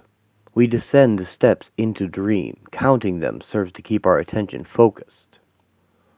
Yes, I see what you mean. It's quite an effort, isn't it? sustaining visualizing the steps without getting distracted. 15, 16. Like any discipline, it becomes easier with practice. I find it helps to engage all of our imaginary senses. Be aware of the stairway's cave-like acoustics, its subtle odor of wet stone, and the uneven texture of rough-hewn treads beneath our feet. 30, 31. This is unusual. I seem to be getting very sharp visual impressions of subterranean layers. I'm also finding it difficult to stop the staircase changing shape. That's unavoidable as we approach strata where the ideas are less fixed. There are, you see, many levels to slumber. At our present depth, the drowsy hypnagogic state commences, with its proliferation of exotic shifting imagery. 149, 150. Yes, and then that imagery starts talking to you. Randall, is your whole dream realm underground? 161, 161. Hello, Robert. I am happy to smell you. Carver, you damn coward! Don't pretend you can't hear us! I suppose it must be, rather like Alice's Wonderland. As for the voices, ignore them. 173, 174. Now all the colors getting brighter. 547, 548. It's an indication we're almost there. 553, 554. This is extraordinary. All these weeks I've stayed at the Vendome and visited you. I've misunderstood what you meant by dreaming. Everything feels absolutely real, like my experience at Ronald Pittman's place. 696, 697. The lucid state differs from reality only in its malleability. 699, 700. There. Now let us explore these closer reaches of hypnosis precinct. I think I've seen the Stella Sapiente man before, in one of Pittman's photographs. I think his name's Buren, or Van Buren. You may be right. The only member I'm remotely familiar with is little Henry Ansley. I hope you're maintaining your concentration, incidentally. We're now approaching the ragged outskirts of Dream. Quite how these rusting carriages pertain to carnal longings for our mothers is unclear, although presumably Professor Freud would have it otherwise. I'm just amazed by the clarity and stability of it all. Exactly as you said, it's a coherent country with its own consistent geography, its own plant life, and its own... Randall, did you see back there? There was some kind of... Yes, I noticed. Things like that aren't uncommon here. That's what makes the Stella Sapiente notion of this reality one day engulfing our own so potentially alarming. The fauna here is frightfully diverse, and becomes more prolific the further we travel. So you mean none of this is real? To be honest, I'm not sure it is. The very notion implies that reality might be in a different state where it is unobserved, although that contradicts all we know of science. Yes, and there's that moon to consider. Randall, where are all these cats coming from? Should we be concerned? Not at all. This dainty crew know me of old and call me friend, as all their enemies are long since dead and eaten. It's not unknown for them to lend their sleek assistance to a dreamer's travels. But they're rising around our waist. It almost feels as if they're going to... Oh, my word. They certainly haven't extended me this courtesy in a while. Your presence would seem to have enthused them. They're carrying us toward the moon. Randall, this is wonderful. Do you think your dream abilities are returning? Maybe there's nothing preventing you from journeying as far as you once did. Let's wait and see, shall we? Ah! Dash it all. I knew something like this would happen. Have no fear, Mr. Black. Being familiar with these faceless flapping things, I do not think they mean us any harm. Oh, God! Oh, God, what are they? Randall, they're tickling me. Yes, it's one of the most disquieting aspects of their behavior. It can feel unpleasantly sexual in its nature. When these crepuscular seraphs have previously carried me back to wakefulness, I've sometimes found myself in an unwanted state of animal arousal. Oh, God, you're right. This is horrible. Randall, I can't stand it. Please make them stop. No, Robert, don't wiggle. You'll make them drop us and we'll fall. We're falling the wrong way. We're falling up into the sky. That mustn't happen. That's where the outer entities reside. Remember, as I did once, that this is but a dream, and to escape it, we need only open wide our eyes. Randall takes Robert to a reading of fiction later on and points out young H. P. Lovecraft in the crowd, whose story he enjoyed. Robert approaches him just as he's disdaining the prospect of fawning over the author reading tonight. Robert stumbles upon the irony that he was just about to fawn over this particular author, but upon learning this, Lovecraft's demeanor changes to utmost appreciation. He's an odd fellow, affecting the persona of a doddering old man, speaking as if he were elderly and infirm. At this momentous meeting occurs, we see Johnny Carcosa's mother and Garland Wheatley take notice.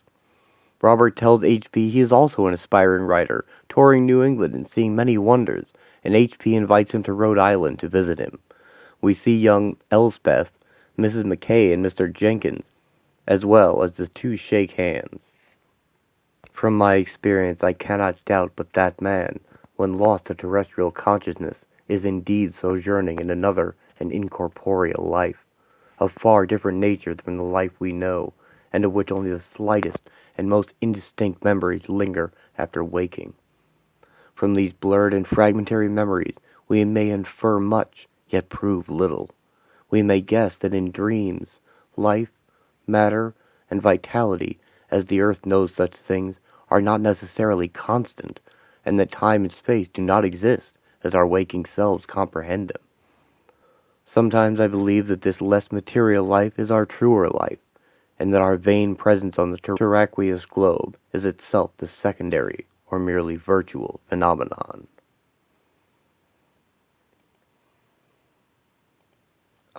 Excuse me? Would you mean Mr. Henry Ansley? I wrote to you through my friend Randall, who knows your cousin Wallace Tillinghast. Aha, so it's the celebrated Mr. Black. This is quite an honor. How has Providence been treating you so far? Well, I've only just arrived, but I've already attracted my fair share of suspicious glances. I guess it's pretty obvious I'm from out of town. Oh, you know how it is with older communities like this. Anyone from beyond the 18th century seems like an abnormality. The stranger or intruder, I'm afraid, is just one more thing to mistrust or even fear. 9. Outsiders. Why Religion Colwyn chose here to establish our fraternity, I'll never know. My house and workshop's along this way, incidentally. It was simply easier to meet here by Brown's University. I'm just grateful to the Stella Sapiente for being so open. Those are unusual spectacles. They're not prescription lenses. No, they're not. They're a prototype of my own, to retrieve light from the far violet frequencies, and further still. And our order has always been open, though its detractors would have it otherwise. Well, you do seem to enjoy a certain snooty reputation in places like Athol and Salem. Now. In Athol, the Wheatleys are an excellent bad example, the worst type of inbred trash. Salem, well, the Boggs Project was getting out of hand. We disassociated ourselves. You know, in Salem, I met a Mr. Shadrach Ansley. I don't suppose you and he could be related by any remote chance. You met him? So my uncle's still with us then. We'd heard there'd been an accident, a lightning bolt or something. Seems such a shame. He was always a man with a tremendous appetite for life. This is where I live, by the way. Do come in. Robert says he was afraid he was becoming mentally unbalanced. The still recent tragedy of his lost lover affected him more than he realized. Mr. Ansley says that after the book came to America in 1686, their interests expanded, his own field being optics and metaphysics. The glasses he invented allow him to see monstrosities that don't entirely exist, at least not entirely here. He reassures Robert that prophecy is nonsense, and that Redeemer is merely a rank within the order. A young man named Howard intrudes on them, someone else he's helping. Howard's excited to meet someone from New York, and the two are instantly taken with each other. The slightest physical contact can be a signal with which homosexuals identified each other at this time, along with conversational clues, and the two healthy young men leave together to walk to a local landmark. Howard shows Robert into an old church where he played as a boy, now abandoned. The society keeps a few things here, some books and a stone, but there's an odd feeling you get around them. They climb the tower to see what Howard says was told to him as the room for the Order's secret chief. The meteorite that Wheatley and the others brought down is kept here, and whatever corrupting influence it had is apparently choosing not to make obvious here. Robert pores over the text, amazed, as Howard sheepishly admits he and his friends used this place to make love. Robert and Howard have some fun, as well as perform a sexual ritual, feeding the stone their orgone energy, all without knowing it. Howard says he can see things in the stone. It is communicating with him. In the color out of space, it gave people visions of where it came from. Afterward, Howard shows Robert to Lovecraft Street, politely declining to meet again, afraid of being found out. Robert understands completely. H.P. greets Robert, once again referring to himself as an elderly man named Theobald, and promises to show Robert to a rooming house. The two set out on the town. Robert rents a room while Lovecraft remarks that in the right light, sometimes Providence seems on the cusp of another world, and across from Robert's high window, we can see Johnny Carcosa's mother watching them from a tower. Lovecraft takes Robert along while he visits his mother in an insane asylum, the same one his father withered and died in his paralysis. Robert waits at a polite distance as she is brought out, as H.P. says her behavior can be upsetting. Robert can still hear H.P.'s mother yelling at him that he's a monster. She can't bear to look at him. She says that he's their monster. That when his father got him on her, his head was a ball of light. She had no choice. Lovecraft assumes they are the rantings of a madwoman. Knowing what we do of Letitia Wheatley and John Devine, we know better. The nurse tells her that if she isn't nice, visitors won't come, and she screams that the flappers and the wrigglers will still come, won't they? She says he's excited him. They're all around him. They're in his mouth and swimming in his heart. She asks who Robert is, if he's the one stirring them up. He is.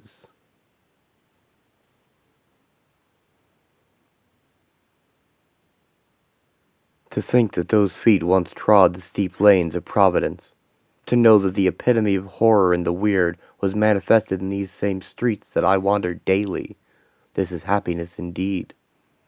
In fancy I conjecture that he would be near to febrile with excitement and anticipation. That ballooning brow, behind which teemed torture and plague and supplication, possibly bedizened with a perspiratory haze. And all of it, the coming forth amidst these morbid stones, was born of a compulsion for the conversation of but one specific woman. More than most, I am not competent to speculate upon these yearnings, nor these expectations. We cannot know the balances of such a monumental being's heart. Hunger, now as before. Still less the inner workings of the esteemed Mr. Poe, or for that matter any other human mind. 10. The Haunted Palace. Robert has lent H.P. his commonplace book, and he has read it voraciously, his mind expanding at all the ideas he encountered in it.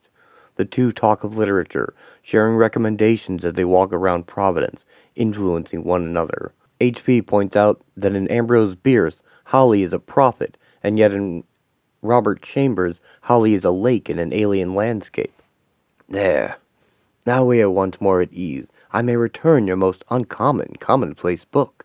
Your observations elicit such phantasmagoric notions that who knows what abnormalities I shall concoct. Well, thanks. I'm glad you found my writings memorable. I hope my incidental ideas are of some use to you. Why, the Arab book alone is priceless, with its ciphers and portents. I'd give it a less cumbersome title, obviously. As for an author, as a boy I devised an arabesque play name that might suffice. Your childhood's important to you, isn't it? It's made you what you are, I guess. I have learned that a majority prefer that the weird not intrude upon the orderly, prosaic whirl of their sensibilities. Such is their unease that exponents of the macabre such as Poe are thought both morbid and deranged. Better, perhaps, that they conceive such unsettling intrusions as no more than fleeting dreams. It would be difficult, of course, to credibly assert longer narratives as so derived, although that whiskery rogue Theobaldus has oft contemplated such a strategy as a Poe-esque hoax.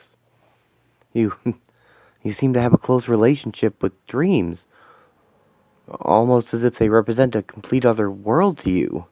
Indubitably. Since my far-off infant days I have been blessed and afflicted with the most extravagant nightly deliriums.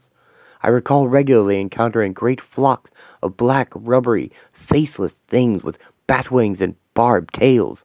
I dubbed them night gaunts. Their worst characteristic was the insidious tickling when they carried me. And this was when you were small, after your father's passing, when your grandfather supported you? Did the The folk stories he told you, did they influence your dreams? I'm sure they did. Before your own writings, his tales first instilled in me the sense of a New England haunted by mythic apparitions. He'd recount tales of the things the swarthy immigrants did in the woods, the ghastly rituals brought from their homelands and so forth, the darkness and superstition in their lowly and insanitary neighborhoods, the blasphemous conceptions clandestinely voiced in scarcely human tongues, the depths to which such people might, with time, degenerate. He said were it not for certain fraternities, presumably referring to the Freemasons, mankind's end would be lingering and ignobly mongrelized. I have a daguerreotyped likeness of him, if you care to see it. Let me first replace his family portrait. He wasn't seen as, well, out of his wits at all? Oh, no, certainly not. A touch eccentric, I'll grant you, and prone to both headaches and apoplectic spells, but not unbalanced. A man of remarkable accomplishment.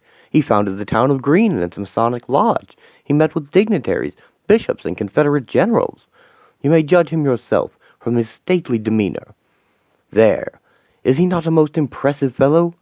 Whipple Van Buren Phillips, the esteemed grandfather of your esteemed grandfather. I fear that modern eyes can scarce encompass the full stature of such individuals, nor easily conceive of the dynamic energies required to bring their efforts to completion. Van Buren? An illustrious ancestor on the Rathburn side of my grandfather's family, if memory serves correct. My word, Robertus, you have grown quite pale. Why, one might think you the frail invalid at death's door, and not I. With luck, it's no recurrence of the influenza seizing Providence 12 months since. I'm just feeling a little strange. I should head back to my lodgings. In fact, maybe I should head back to New York. I may have stayed too long already. Why, this is most sudden, but given your recent loss, understandable. Were our position reversed, I doubtless yearn for Providence. I'm sorry, running away like this. It's just, I'm just, my dear fellow, I assure you no explanation is necessary. Your visit, I suspect, may have shaped Grandfather Theobald into the author he was destined to be. Good night, Robertus. A long, prosperous career to you. For 40 years their salesmen brought me, well, folk artifacts, I suppose. I still remember their first representative, a funny little Englishman. Mind these stealth saps these days, your Wades and your Burens, they're too high and mighty for us. Like my daddy said, we're all born into the same bucket. See, the society I belong to gives St. Ailsum College of Manchester a copy of the book around 1890. That was when they was having all their big ideas. They wanted to fulfill their Redeemer prophecy is what it was, and us poor relations wasn't consulted. This is 1889 approximate. And the Redeemer story has got to be the crazy grandpappy and the white-faced woman with the bad-looking boy. He was out here with his friends. There was Mr. Wade from Salem and another man, an English feller, according to Mr. Forrester's account. That's Buren, Van Buren, something like that. The man next to him, I think his name is Winston something. English fellow, traded in precious metals. It's a world of dreams has been suppressed by reality. They want to restore it. In 1889, there was an arranged marriage for reasons of succession. All perfectly consensual, of course. Our order head's daughter married their protege, a Nabiad member whose work involved metals. Happily, they produced offspring almost immediately. Their child automatically becomes our candidate for the episcopal post of Redeemer. December 29th, 1919. Dear Tom, I hope you remember me like I remember you. I was the journalist who wanted to write a book about ancient beliefs in modern America. So many things have happened. I don't think I'm going to be finishing that book now. I'm in my Providence room. There's an old church in the distance. In its steeple, there's what I think is a meteorite, taken from a site outside Manchester, New Hampshire. The FBI knows about this. Tom, I desperately don't want you to think I'm crazy. These ancient beliefs aren't what I thought they were. I think there's something awful in America. On the waterfront in Salem, there's people I don't think are people. The FBI should probably know about them, too. And Suydam and Red Hook. There's something going on under his house. I'm not sure, but it might involve children. They're all over New England, Tom. These people and their dreadful knowledge. I said I'd let you read my book, so I'm sending you this, the only form in which it will ever exist. Everything is in it. I think there's even a way that what's being prepared for the world could be prevented. Or perhaps it's too late for that. I think it's too late for me, anyway. I've entered into something I didn't understand, and by God, Tom, I believe that it will swallow me. I wish I'd never come here. I wish I'd never left New York, and that I'd never left you. I'm betting I'd be with you now, just after Christmas, kicking through the snow in Central Park. Oh, Tom, I so wish that we'd... What? Ah! Oh, God! Oh, God! Oh, help me! Somebody help me! Oh, please, please. No, don't be. We salute you. In our eyes, your service is glorious. Messenger, your message is received.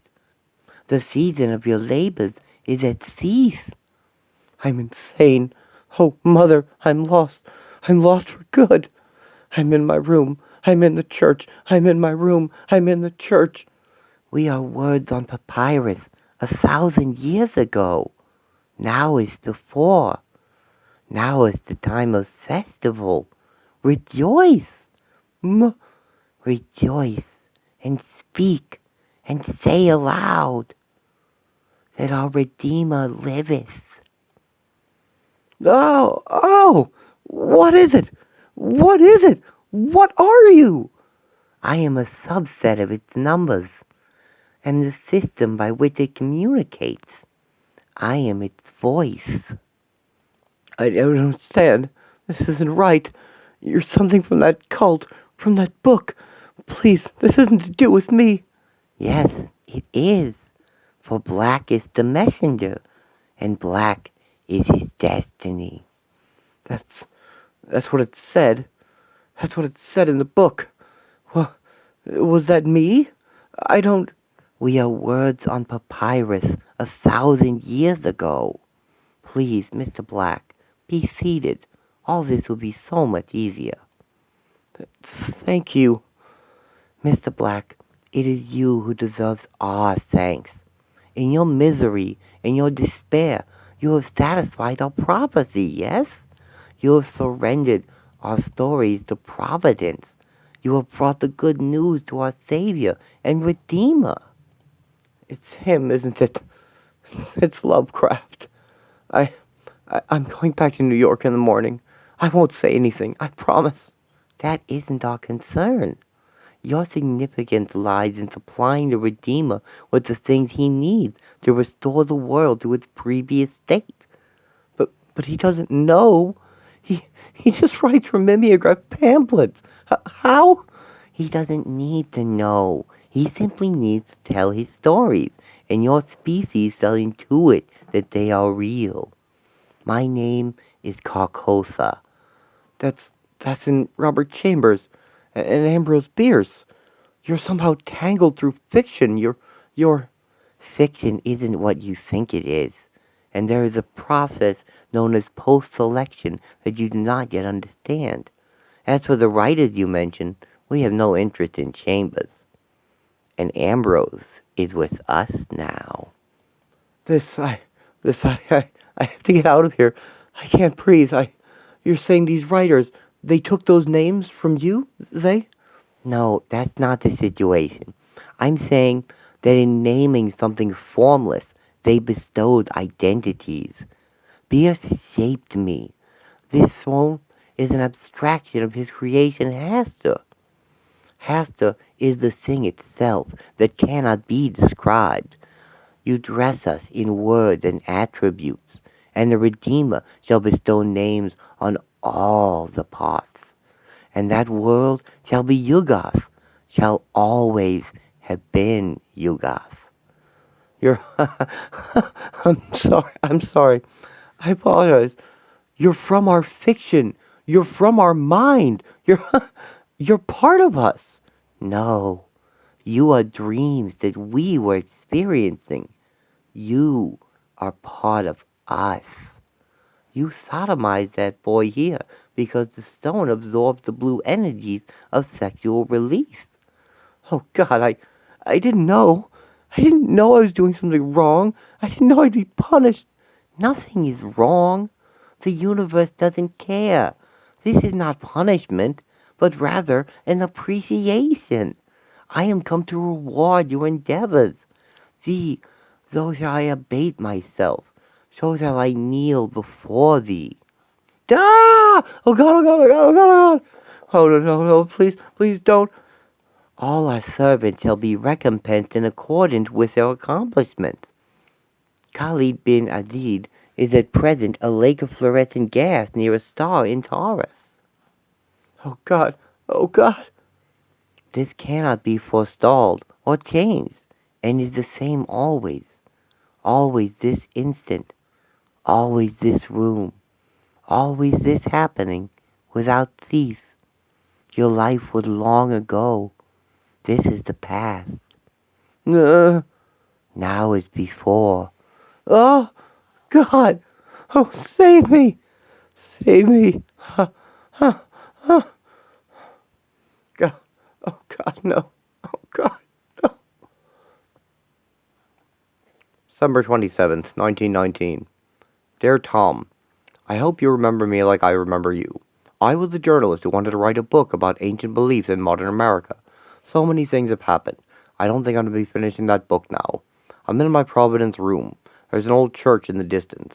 In its steeple there's what I think is a meteorite, taken from a site outside Manchester, New Hampshire. The FBI knows about this. Tom, I desperately don't want you to think I'm crazy. These ancient beliefs aren't what I thought they were. I think there's something awful in America. On the waterfront in Salem, there's people I don't think are people. The FBI should probably know about them, too. And Soydam in Red Hook. There's something going on under his house. I'm not sure, but it might involve children. They're all over New England, Tom. These people and their dreadful knowledge. I said I'd let you read my book, so I'm sending you it in the only form it shall ever exist. Everything's in it. I think there's even a way that what's being prepared for the world could be prevented. Or perhaps it's too late for that. I think it's too late for me, anyway. I've entered into something I didn't understand, and by God, Tom, I believe it'll swallow me. I wish I'd never come here. I wish I'd never left New York.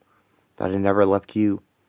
I'm betting I'd be with you now, just after Christmas, kicking through the snow in Central Park. Oh, Tom, I so wish that we'd... Tom, I'm sorry. I'm so very sorry. I'm all finished. Don't go near this. Robert Black. I've got to get a train, Howard. I'm going back to New York. I've been in my room the last few days. I've been unwell. You see, after I last saw you in the night, something came to me. Why, my dear Robertus, you seem positively stricken by your malady. When you say that something came to you, I take it you refer to some idea, some insight, or perhaps a feeling? Yes. Yes, something like that. Yes. I see. Can you perhaps describe these thoughts or apprehensions to your doting Uncle Theobaldus? No. No, not really. Tickets, please. 11. The Unnamable. The wheels on the train spin like the record of You Made Me Love You spins. Like the world spins as time moves on. This theme will be repeated throughout this issue. Robert meets someone from his old firm who gives him the news Vera has been arrested during a speakeasy raid. Between the strikebreakers and the Volstead Act, he never imagined everything could become such a nightmare. Robert can relate, saying he got mixed up in something he shouldn't have. Cups, records, and wagon wheels turn. Robert can see the paths people leave in time as he walks the streets. His new perspective will not leave him. He sees a car the exact same make and color as Mr. Jenkins' car, and it shakes him to his core. You made me love you. Lily quoted that to him before the end. Mr. Black? Is that you? It's me, you remember? Freddie Dix from the Herald. I just wondered if you're okay is all. You look like the whole world's on top of you. Freddie. Yes. Yes, of course. I'm fine. I'm fine. No, I'm fine. I had a bad time. A bad time in New England. Well, I'm real sorry. I never thought guys like you had any woes. Mind if I sit down? Sure. Sure, go ahead. What do you mean, a guy like me? Aw, Mr. Black, come on. You're about the smartest guy I know, that writing thing you do. I mean, like, you're handsome. You got all the chickabiddies flocking around you. Freddie, I'm queer. Huh, well, I'll be. Still, no shame in that. My crowd Friday nights when we can't find a gal, we just as soon go with the sissy. Here, want some of this? Don't let nobody see. You know, it's funny. When you left the Herald, I thought I'd finally get a chance at that Prissy Turner. But she's let an old man Posey bang her. Turns out, set her up in an apartment what his wife don't know about. What about you? What happened in New England with your book? I mean, it's difficult to... I can't really put it into words. After writing and mailing his final letter and his commonplace book to Tom Malone, Robert sits and listens to a phonograph in a parlor in an exit garden. It's he and Lily's song, You Made Me Love You. We see that events and tragedies in Lovecraft's life inspire his works of horror and despair, and we see Tom Malone begin to investigate Mr. Soydom. We see Lovecraft writing to other authors, inviting them to share in his universe and add to it. We see his stories find favor with publishers, against all odds, being written absent of the demands of commercial writing. We see him marry Sonia. We see the Soydoms butchered, and the demon Lilith with a race of snake people. The police have a lot of bodies and one half-insane Tom Malone to show for their troubles, but they have proof that some of Robert's book is true. They kick it over to the FBI. Robert Alvarez has reached the end of his long life, as a horrified Miss Ortega sees. H.P. writes to August Derleth, first and foremost among his secondary scholars and expanders of the mythos. Pittman has disappeared into his underground. An illustrator joins the ranks, visually cataloging the unknown. Hoover has his men investigate more of Robert's book, and Willard Wheatley is found torn to pieces, exposing massive tentacles inside his roughly humanoid body. The FBI also culls the Inhumans of the town of Salem. An invisible monster has powder thrown on it, revealing its shape, but in seeing it, the men who exposed it are driven insane merely by the sight of it. The skeleton of Mr. Jenkins is found buried, as Necronomicon gets a review, a first for a fictitious book. Tom Malone commits suicide. Lovecraft names young Barlow the literary executor of his estate, and we see his eventual demise. We see the rift between Barlow and Derleth form in his absence.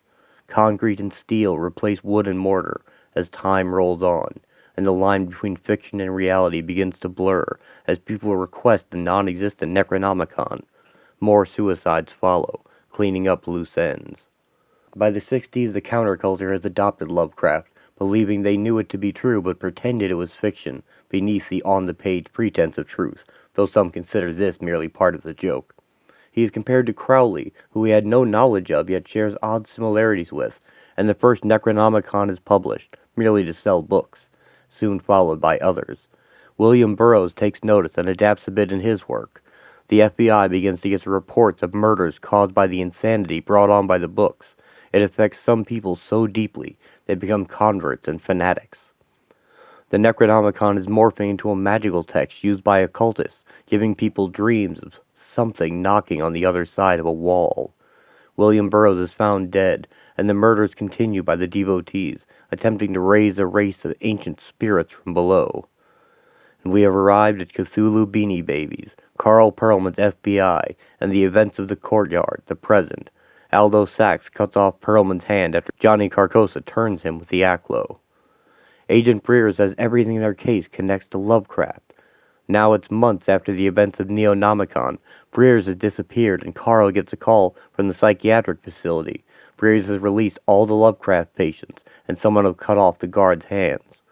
Persistent ball lightning is the explanation given by the news for the formation of lights hanging in the sky over Club Zothique, long ago a certain church housing the stone. Carl has Robert's book taken out of storage. The FBI are gathering at Carl's house as the world changes into something they don't recognize. Squamous and luminous tentacles grow from between the cracks in reality, and some people cheer their arrival. The attendant comes into the phonograph room with the exit garden. He stops the record. Robert's life has ended, and his work is now truly complete, as the world we know will soon follow him. The FBI agents arrive at Carl's house. Night gawns hang in the trees outside, as real as birds. When you think about it, they're like spores, the life of another world, finding purchase in a human mind. Thrift store paperbacks, expensive first edition, it don't matter. Any effective narrative acts as a contagion, I guess. Whatever this is that's happening, it's got written or printed works running right through it. It's like you got Lovecraft stuff, you got all the criticism I've been reading. Then there's this, the testament of Robert Black. If half of this is true, then Lovecraft and his stories were engineered to cause what's happening now. What happened to Sachs? What happened to Breers? All of it. Plus, of course, there's Lovecraft's fucking Necronomicon. An imaginary volume that generated several real ones, along with a bunch of screwball occultists insisting it's all true. If Black's right, the Necronomicon is based on something called the Kitab al-Hikman al-Namidra, an Arab alchemical text. He also says there's a copy here in America, in New Hampshire. St. Anselm College Library, Manchester. You think that could be where we find Merrill? 12. The book. I mean, I thought Providence itself, maybe, or Salem, where Merrill was held captive, but this cult, the Stella Sapiente, they originate in Manchester. But what about the church in Brooklyn, where they started? Chief, there's more of those rubber bat things than when we arrived. Yeah, night gawns. We should maybe be moving before anything worse shows up. And that church is on TV with UFOs above it. I'm figuring Merrill would want somewhere less public. To do what? I get that you're concerned for Breers, but all this can't be connected to one missing agent. There's nothing else it connects to. Besides, when she sprung Sachs, one of the witnesses said she looked pregnant. That's what's worrying me most. I don't even know why. How about you, Fuller? You holding up? Yeah, so far. Penny and the kids are with the Bureau. Safe as anywhere, I guess. I don't know what safe means now. The world's turning into something else. Let's get on the road. Figure we take it nice and slow until we're in the car. Whatever they do, don't shoot any of them. Come on. Well, they're not doing anything. They're just watching us. Listening is my guess. They don't have any eyes, Carl. All this stuff on your lawn, we've seen it breaking out everywhere. Yeah, guess it's what you call an invasive species. Look, let's not make too much noise, okay? You okay in the back there, boss? Sure, I can read through Black's journal again, see how much I can put together. I'm starting her up. We'll find out if I can crawl up out of here without upsetting them. It all feels like I'm dreaming, you know? On an urgent journey to someplace far away to do something I don't really understand. If I'm reading this right, dreams in our world are two extremes of a bipolar reality that can flip from one state to the other. It shifted in our favor eons ago, commencing human history. Ever since, interests from the displaced reality have tried to shift it back. So, our dreams are a vanquished country, and it's trying to overthrow us? Then this Arab prophet, Halley, the dream world transmitted his book to him as a propaganda weapon. Looks that way. Struggles into print over 900 years, and Etienne Roulet brings it to America, where the Stella Sapiente coalesces around it. They implement the dream reality's Redeemer agenda. Yeah, I don't understand that, but it's evidently working. I don't think it's the real highway we're driving on. How do you mean? I mean, it's like those dreams where the geography is compressed and there's a little-known shortcut to everywhere. We just left your place, and we're in Pennsylvania. The logic's fucked.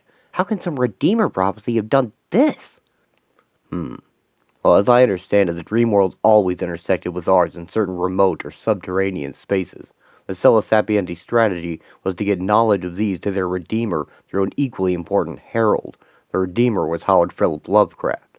The herald was Robert Black. I don't think either of them knew it. Black met Lovecraft in 1919, just before Lovecraft's most productive year. Lovecraft went on to write his stories, and they somehow came to permeate most Western culture. That's what's most inexplicable. I mean, why didn't anybody notice how unlikely that was? Not just his work's improbable popularity, but its effects. All those people insisting the Necronomicon is real, all the hoax edition, other writers playing along. Think about it. Has that ever happened before with any work of fiction? Huh. Well, probably not since the first Christians didn't realize the Gnostics were being symbolic.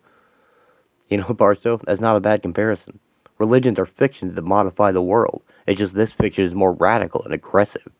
Yeah, I'd say so. Judging from the view out there, it changes as you look at it. Boss, you think it's weird how calmly we're taking all this? I guess it is. It's like Barstow said, there's feels more dreamlike all the time. There's that acceptance, like everything that's happening is somehow normal. The world inside us. That's changing too. Maybe that's the only world that's changing. It's like... Wait a minute, is this New England? They find the Miskatonic University, previously fictional, in the place of the Ansem College. They remark on the close association between the Stella Sapiente and the Catholic Church. Breers has already taken the kitab and left. Someone from the psych unit plays a guitar for the circle of heads and hands, the parts that can hear and applaud, while in another room nearby, the headless and handless tulip-card bodies dance to the music in exultation. Life is taking on shapes we don't recognize. Perlman thinks the book has a section Black copied that reveals how to stop this. They don't know about Black's copy. If they can find Breers, it may not be too late. The immortal cannibal seaman Shadrach Ansley and the entity that was in the body of Elspeth greet them along with Mr. Orne. Shadrach identifies an agent's Dutch ancestry by his smell. They represent the modern order of Stella Sapiente. After their great success in 1919, the order suffered nothing but setbacks. Japheth Colon was lost in 1927 when the replacement in a new body was interrupted. In 1928, the Wheatley's mongoloid half-god John Devine caused a large stir, causing the college to disavow any knowledge of the kitab. The 1930s had a few close calls, and when the Redeemer died in 1937, he was almost unknown. Shadrach walks off the path with one agent, and Orne takes another. Shadrach returns alone, wiping his mouth, as done Orne, though he holds a tiny talking jar that thinks it's a federal agent. They find Agent Breers, along with Aldo Sachs, and some strange creatures. And I think next to her, that's Aldo Sachs. He's the guy who invented anomaly theory. I remember he got fired for some reason. Carl, thank you so much for coming. It means a lot to me. Now you've arrived, I suppose we should begin. Meryl? My God, you look beautiful. I feel terrible I got you involved in this. The thing that happened to you in Salem. Carl, that was all just a dream. Everything in Salem. Don't feel bad. Perlman, listen, about me cutting off your hand. Back then, I didn't understand what I was doing. Oh yeah, that was you did that when you were crazy. I'm glad you're okay now. Perlman, I'm somehow still fully conscious. I'm in a hell of melting facts. There's no way out. I'm sure you both got some catching up to do. Carl, we better get out onto the bridge. There's no reason to delay. Everyone's here who needs to be here. Those ahead are Migo, carrying important dignitaries. You've met Mr. Roulet, Mr. Orne, and Mr. Ansley, our three wise men, and there's Mr. Joshi here. The woman is housing an observer representing the great race of Yith. And the sky? I think that's Azathoth. Yes. Insofar as I entertain any of this, I think you're probably right. Although I note an absence of piping. You're Joshi, right? I know that name from somewhere. Mr. Joshi was the world's foremost Lovecraft scholar. He somehow found his way here, as did we all. Now, let's prepare. Our fungal assistant should position the propazahedron and cylinder to flank me at the bridge's center. Does any of this make sense to you? I'm not altogether sure. My thoughts are unusually hazy, but this scenario does seem to answer some long-standing questions. It has always troubled me that in Lovecraft's supposed dream stories, the various places are depicted as terrestrial locations existing before human history. Then in the Dream Quest, they're suddenly in Dreamland. I suppose this explains how both could be possible. Why is that woman doing that Dr. Strangelove thing with her arm? Oh, she's genuinely inhabited by one of the great race. It may be habit. She's accustomed to a much taller, conical body, with its sense organs at higher elevation. To be truthful, I'm more interested in whoever's housed in that copper cylinder. What do you mean? In The Whisperer in Darkness, it's how the fungi from Yuggoth preserve conscious human brains. The cylinder spoke earlier, with a discernible American accent. While I'm aware that rationally this can't be happening, I'd rather wondered about that. Hello? Forgive me for intruding, but are you able to hear us in there? Certainly. Done with the work of breathing I may be, but as Marcus Aurelius is my father, I am not yet deaf. Are you fellow journalists? Then I urge you, join me in this condition. You cannot imagine the stories I've filed. No doubt you're right. We're sorry to have disturbed you. So there is a brain in there, but we still don't know its identity. On the contrary, I believe I know precisely who that was. If you'll excuse me, I need some time to think about all this. Position you at the front. You can't see over people's heads with your hand. Meryl, this is all so strange. Are you still you? That's a good question. I'm doing and saying what I have to, but it's like I'm a passenger in my own life. I think my baby's controlling me. Carl, can I use your coat as a birth rug? Sure, let me take it off. Meryl, this baby, it's that thing's, right? From Salem? I thought conception only worked the other way around. No. It's just safest that way. In our species, the male has the gene for limiting growth. In theirs, it's the female. It's like with ligers. Is there something there? Is it the one who mocks? Ligers. That's those tiger-lion hybrids, right? They never stop growing. So your baby, it'll mature into some kind of gigantic monster? I think a very specific monster. You know, of all the Pantheon, I'd always wondered why he was the most humanoid. What? I think I know who you're talking about. Jesus, Meryl. Yeah, but more extreme. He's almost here, Carl. It's happening without contractions. He's going to be their Hierophant, dreaming a new planet. Yes, existence is a single step from the sublime. You see how easily it all slips away? How it submits before a stronger fiction? Miss Breers, please be assured that this service shall not go unappreciated. If you would assume your position? Oh, God. Can I keep Carl with me? Certainly. I think that between the dignitaries would perhaps be best. Monsieur Relay, do you stand ready to pronounce the necessary incantations? At your bidding, Celestial One. Meryl, are you good with this? I think so. Mr. Carcosa, after he comes, will there be a world? Oh, yes. The world will be as it should be. Now, if you please. Oh, it's starting. I can feel it. Carl, this is all your fault. I know. Oh, Meryl, I'm so sorry. I'm so fucking sorry. And now behold, for the great sea gives up its lamps. I'll be sick. Oh, God, I'm gonna be sick. You're looking a mite peaky, mister. How about we takes the air? Yes, thank you. Oh, God. When shall the heavens know a marvelous confusion, and the old stars be returned to us? Ah! Oh, Carl, I'm sorry. I didn't mean it. It was me. Carl? Somebody? Please help me. Then is that splendid Pope of Sleep at last come forth unto his mansions. No, sweetheart, none of this was you. Ah! Oh, fuck! Oh, no! Meryl, it's coming! Oh, Christ! And in great rejoicing is the world forgot. Am I dead? Please, somebody talk to me. He said, Lovecraft said, an octopus, a dragon, a human caricature, but it was the general outline of the whole which made it most shockingly frightful. Give him to me. He doesn't look like I expected. It's more like a folded jewel or a cabbage. I don't know what I'm looking at. Oh, God, Meryl. You should supply him with sustenance. You mean I should feed him? But I don't know what I should... Oh, look at that. It's best you pass him to me. I must take him to the waterside before he is heavy with sleep. He has many thousands of miles to cross before he can rest and dream. I guess he doesn't need looking after. Actually, this feels kind of sad. Meryl, can you stand? Here, let me help you up.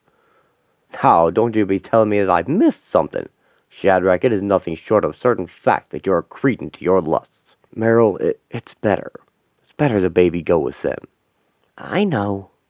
Mr. Carcosa? Mr. Carcosa, will he remember me? No. He is barely aware of this universe, save as a dream of his. So long, Miss Breers. Take care of yourself, huh? Here, take my coat. I'm starting to assimilate this. New York already seems like an impossible Dunsany fantasy. Is this our new world? I think it's Yugoth now. I think maybe it's always been Yugoth. And human reality has only ever been a fragile construct that we briefly imposed upon the fundamental chaos of existence. Philosophically, I can't object to that. Don't imagine Lovecraft would object it either. But where does it leave us? Where are Lovecraft's characters left? 'Cause that's what we've ended up as. Yes, I suppose we have.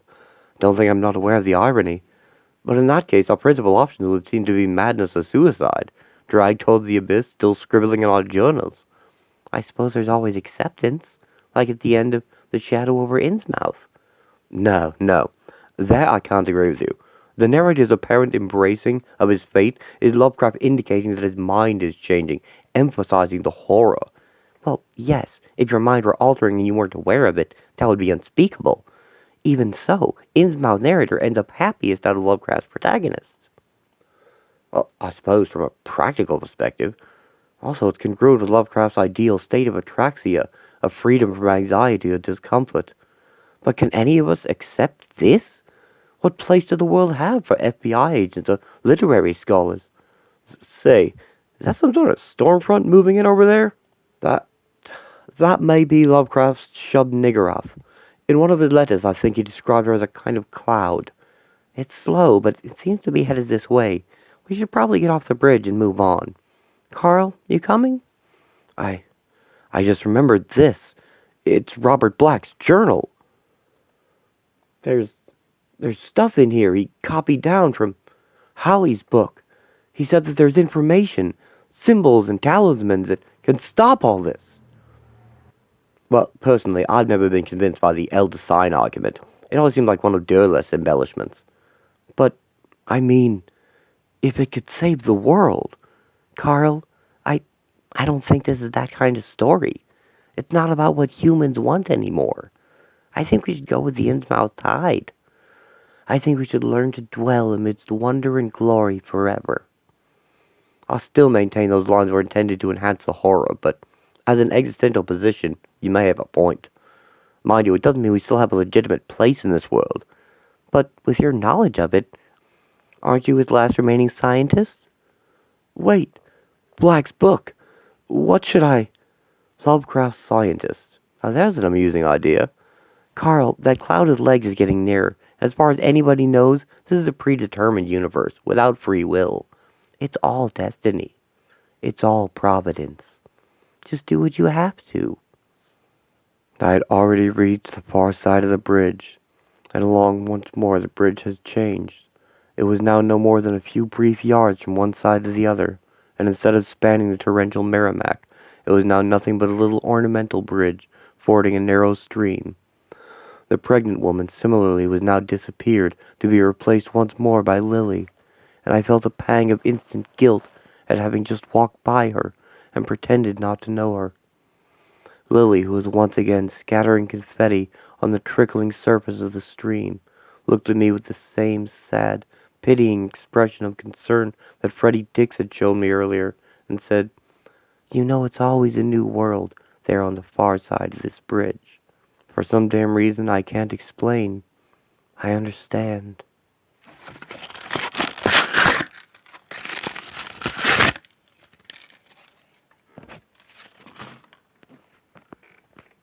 We may guess that in dreams, life, matter, and vitality, such as the earth knows such things, are not necessarily constant, and that time and space do not exist as our waking selves comprehend them.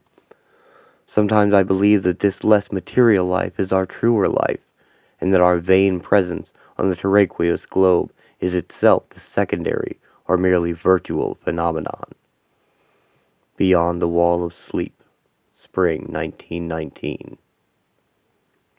The End.